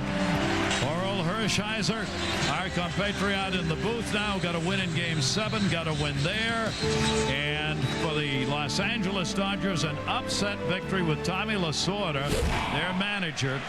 And they would go on against the Mets in '88, who had won the Eastern Division. And the Mets, that was a very disappointing year for the New York Mets. We still had the likes of Strawberry and Doc Gooden and Mookie Wilson playing. Yeah, you know, remember the Kirk Gibson moment, limping around the bases, home runs? Well, they've got a guy, Nomar Garciaparra, who's doing a lot of limping but coming up with some big hits. So the stage can be set for the Dodgers in any series with the comeback moments that they're providing this year, too. Andy Chavez is getting his first at bat. Braxton on the mound. 2-strike count. Chavez will take that one to short. Rafael Furcal up in the dirt. What a pick. Garcia-Parras earned the right to be at first base as a defensive player as well. David Amber. Guys, Willie Randolph had a very superlative 18-year career as a major leaguer, but one of his most bitter memories came as a New York Yankee in the 1981 World Series, where they blew a 2-0 series lead to these very Dodgers. He's looking at this series as maybe a little bit of payback many, many years later, and so far so good with the 6-4 lead, guys.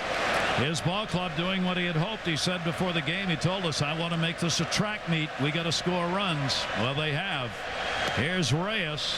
Reyes got one of them after he walked in the 7th inning, stole second, and came around to score. Carlos Delgado drove him in, and then Wright would pick up another RBI in the inning. The difference in the ball game right now.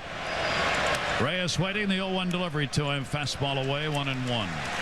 You see Broxton 98 miles per hour with that fastball, and you can throw off-speed stuff off of that. It's going to make you very dangerous, and he can run that fastball up there pretty good. The Mets closer, Billy Wagner, getting ready in the bullpen. 1 ball, 1 strike count. Reyes, second base. That's going to be a base hit off Kent's glove. Jeff thought he was going to have to jump for that. He did. The ball ended up down at the bottom part of his glove. Well, that ball may have been knuckling. A lot of times those types of line drives start to knuckle. Broxton threw a slider there to Jose Reyes. You got a 98-mile-an-hour fastball. Sometimes young guys fall in love with a slider. He throws him a slider at about 88. Reyes stays right on it. He throws it down into the zone. Jeff Kent couldn't center it. Sometimes, you know, too, with the crowd with different color shirts behind the hitter, and those line drives that are at eye level are difficult to pick up. The ever stoic Jeff Kent. That'll be an error charged to him. I thought that'd be a base hit, but Leno said he should have handled it, so an error charge. Pitch out, Reyes not going. Reyes stole a base in the 7th inning, the major league leader in stolen bases, as he had 64 during the regular season, beat Juan Pierre, who finished with 58. Well, he has to go here. You've got 2 outs in this inning. Get yourself in scoring position. If you get thrown out, so what? Try to tack on another run.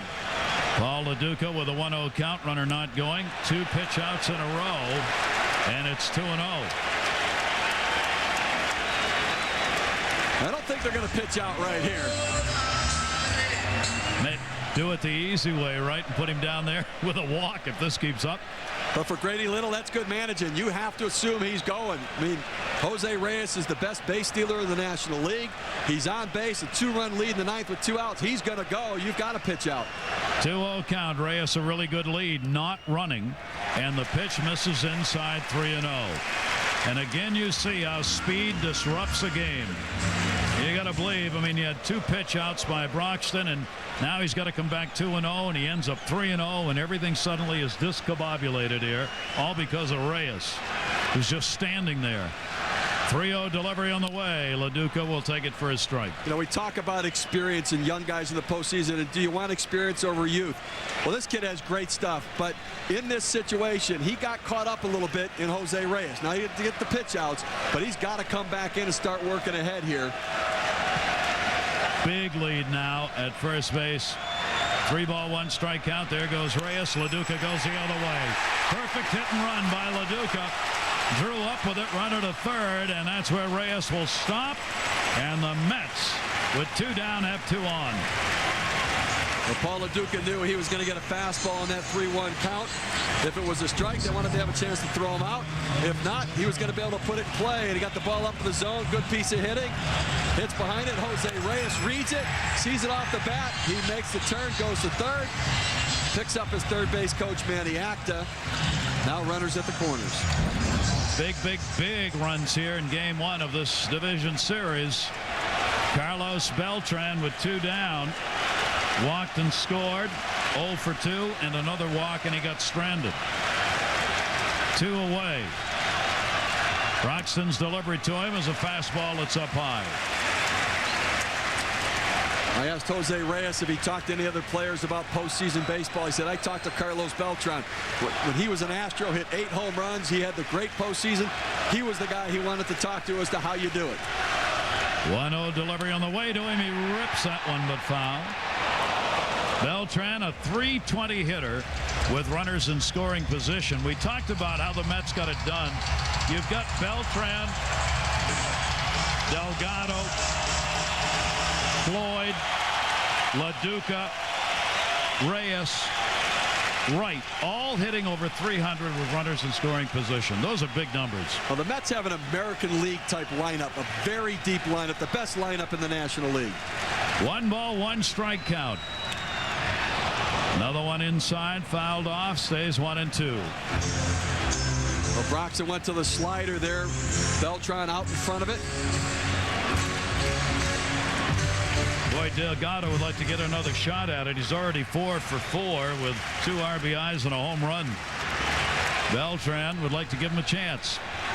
Beltran, 8 home runs in 12 postseason games with Houston back in 04. Had a big year for him in postseason play. 1-2 delivery to him. Up high. Thought about it. 2-2. Good pitch by Broxton, trying to throw it up in his eyes, get him to chase it a little bit. 56,979 here at Shea Stadium. They have had a rousing day and seen a great ball game. Seen the Dodgers battle back from a 4-1 deficit to tie it, and then the Mets go on top. Here's the 2-2 delivery to it.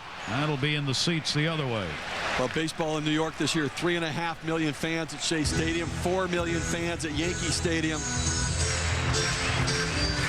Major League Baseball, 76 million in attendance this year. A new attendance record, yet one more time every year it keeps getting broken. And one of the reasons you're seeing right here. I mean, this is just great fun and great baseball. 2-ball, 2-strike count. Broxton really having to battle here. Runners at first and third, 2 down. Here's the 2-2 delivery. Beltran takes it up high, 3-2. Garciaparra telling Broxton that he's going to play behind LoDuca on first base. 3-2 count, 2 outs. LoDuca will be running on the pitch. Broxton's first full major league year. First playoff. He's only 22 years old. And a very tough situation right here with the Met fans roaring. Here's the 3-2 delivery. Beltran again. He's sitting in the first 3 rows. Look out down that line. That's 3 of them. He's popped into the seats. Interesting move. Slider on a 3-2 pitch. Runner moving on the pitch. He threw Carlos Beltran a slider in that situation.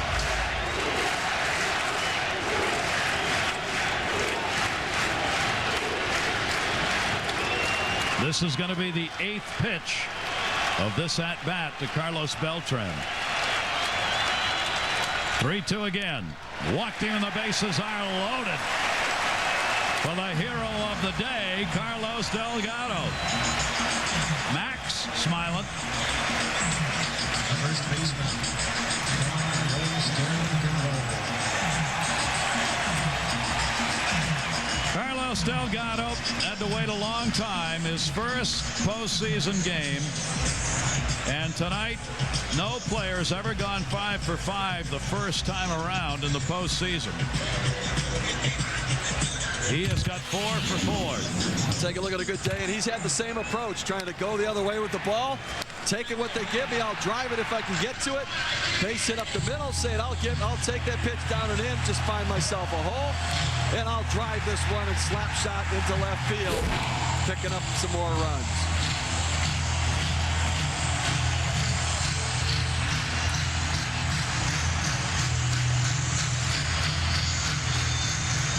Remind you, Sports Center's coming up next here on ESPN. All the day's news. Yankees-Tigers game 2 later tonight from the stadium at 8. Oakland beat Minnesota today by a score of 5-2. They're up in their series 2-0, heading back to Oakland. Mets lead it 6-4. Bases loaded. Carlos Delgado.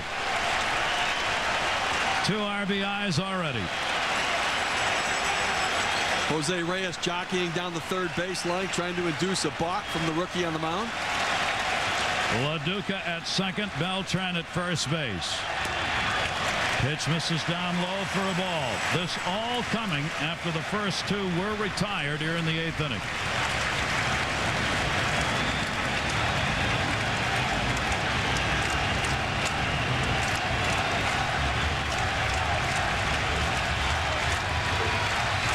In home runs during the regular season with 38. That one is in there for a strike 1-1. Now we saw Guillermo Mota for the Mets continuously go to the changeup, and Nomar Garciaparra said, fine, I'm going to look for it this time. He ripped the double down the line. Broxton has gone to the slider almost on every pitch against these left-handed hitters now. 1 ball, 1 strike delivery. Fastball misses away, 2-1. He reared back Tried to get a little extra oomph on that one. Reyes reached on what could be a very big error. LoDuca with a single at second and the walk to Beltran, who is on at first base. Beltran has now drawn 3 walks in this game. Roxon, first inning of relief work. 2-1 to Delgado. That's in there for a strike, a little off it, and a good break. We saw Jose Reyes get on, but remember, go back to the Paul LoDuca at bat. Reyes on base. They got a couple pitch outs. Here's the pitch on the outer part of the plate. Good pitch, good call. Remember LoDuca, they did the 2 pitch outs to try to check if Reyes was going. Dug a hole for the young pitcher and got a pitch for LoDuca to hit. 1 grand slam this year, 4 for 8 with the bases loaded, and the big fastball goes by him. So the youngster reared back and got it. No runs, 1 hit, 1 error. Mets leave the bases loaded, 3 outs to work with for the Dodgers. We've never had the pleasure of meeting. Our kids play different sports. You wouldn't recognize me at the dry cleaners. But if you ever need it, I'm ready to save your life. When you help the American Red Cross, you help America. Contact the Southwest Florida chapter to lend your support. Does knee pain limit your motion? Get relief with Icy Hot Pro Therapy, powered by Cold Packs. Now I can scramble. I can feel it work. It goes the distance. Pro Therapy from Icy Hot. It's about freedom of motion.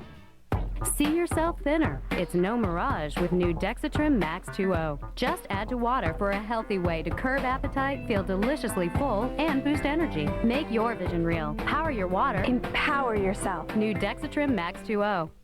Want to buy my breakfast? It's a croissant sandwich. I don't like French things. What about the bikini? French kisses? What's French for creepy? Wake up with a croissant sandwich from BK. Baby Ruth is the candy bar for baseball guys. Guys who like peanuts, nougat, and caramel every bit as much as a grand slam. And if you're a woman who likes that stuff, want to go to a ball game? Baby Ruth from Nestle, official candy bar of Major League Baseball. I wasn't even supposed to be in there. I've never even been to that bank before. They must have seen my handcuffs or my holster. We were in there for 52 hours. If I had been more patient. We would have never ended up in there. But then I never would have met any of those people. The 9 premieres tonight at 10/9 Central, only on ABC. Go to the 9th inning. Budweiser presenting this division series playoff game number 1 in the series, the Mets and the Dodgers. And we go to the 9th with a closer on the mound. Another one of the big offseason acquisitions for the Mets. They needed to shore up the back end of the game. And boy, did they do that, bringing in Billy Wagner. 40 saves this year, and he does it with power. 94 strikeouts in 72 innings. He can run that fastball up 97, 98, 99 miles per hour with a wicked breaking pitch as well. Wilson Betterman. It is 9-1-2 in the order for the Dodgers. Betterman will take it for a strike. Wagner finished second in saves, only to Trevor Hoffman. The all-time leader now. Hoffman had 46 this year. Wagner ended up with 40. Betterman. 0-1 delivery to it. Got jammed and fouls it off at a quick 0-2 count. Mets trying to take game 1 of this series.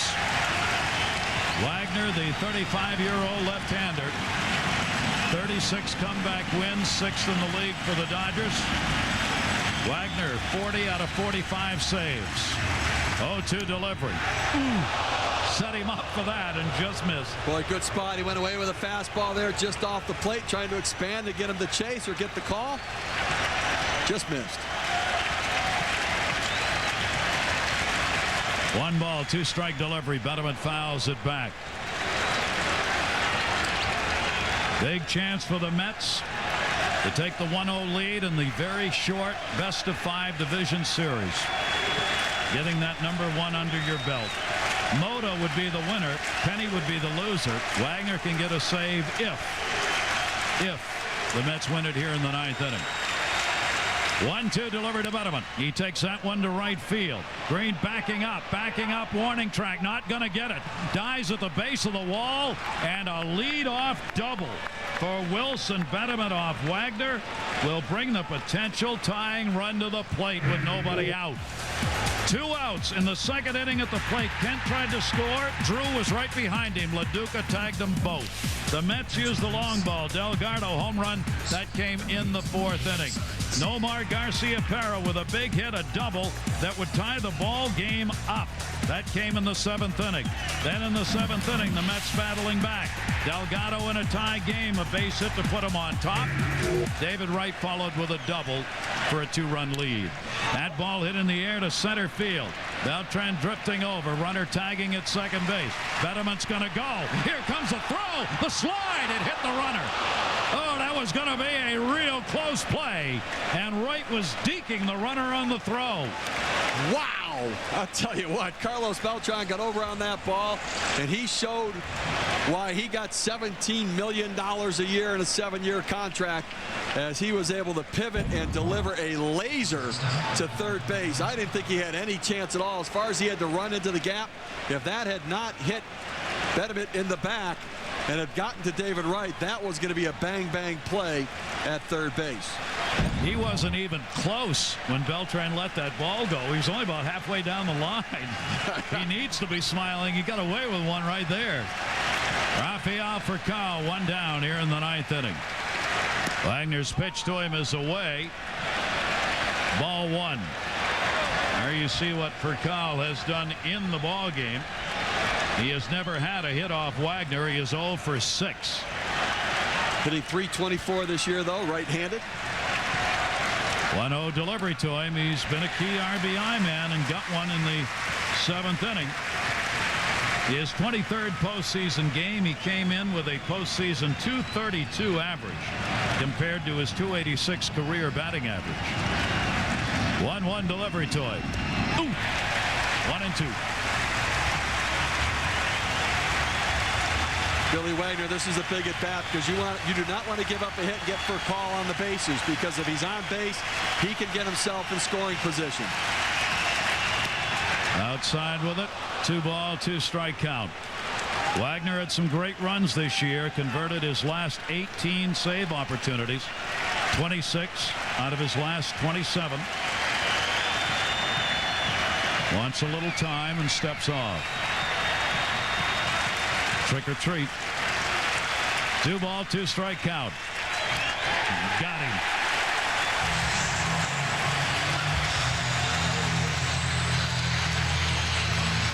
Take a look at our Chevrolet player of the game, Carlos Delgado. First career playoff game, 4 hits, 2 RBIs, including a home run and 2 runs scored. Well, it's been worth the wait for Carlos Delgado. He's waited a long time, over 1,700 games before getting his first playoff opportunity, and he knew that he had something big to do when he finally got here. Ramon Martinez is the pinch hitter against Billy Wagner, hitting for Lofton with 2 down. Runner at third base. Wagner looking for the final out to give the Mets the win and a 1-0 lead in the series. Numbers for Martinez on the season. Only 2 at-bats against Wagner, 1 for 2. Inside with it, 2-0. We saw Martinez only has 2 home runs this year. One of those home runs, though, was a big walk-off home run and a Dodger win, and not a guy known for his stuff, but he's looking to just get on base right now. See if he can't drive in a run, get on base, and give Nomar Garcia-Parra, a clutch hitter, a shot at it. 2-0 delivery to him, taken in the air to gap right center field. That is going to fall in all the way to the wall.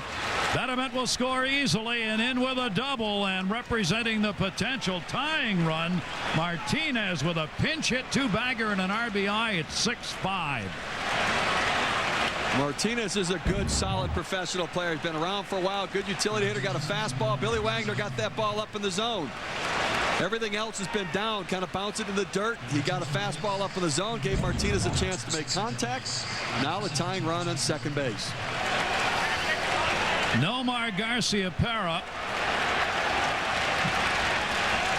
He got it where they wanted. Repko has come on to run at second base for Martinez.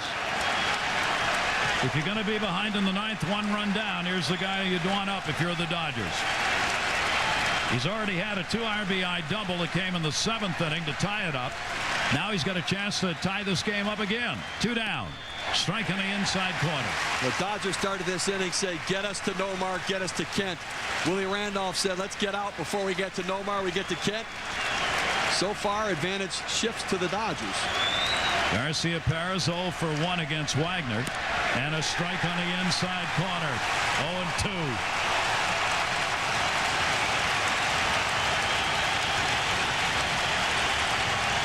Only 4 losses leading after 8. 0-2 count. 2 down. Garcia Perez fighting it off. 98 miles per hour on the outside corner. Garcia Perez kind of opened up a little bit. Just kind of reached to fight it off. You see his front hips open. Extends his arms. Just able to get a piece of it to stay alive. Their best hitter with a runner in scoring position has to duck away. And when Wagner throws one inside, you get away in a hurry. Wagner says, I'm going to waste one here, see if I can't get him to chase, or at least send a message a little bit. Allow me to go back to the outside part of the plate.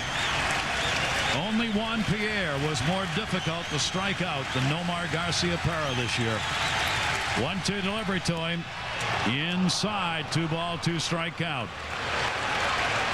That point being that he's going to be tough to get the chase a ball out of the zone. The likelihood is you're going to have to get him out in the strike zone, on the corners, on the plate somewhere. But a guy with this kind of stuff has the ability to do it. 2 ball, 2 strike delivery. Garcia Perez gone, and the Mets win it by 1, 6-5.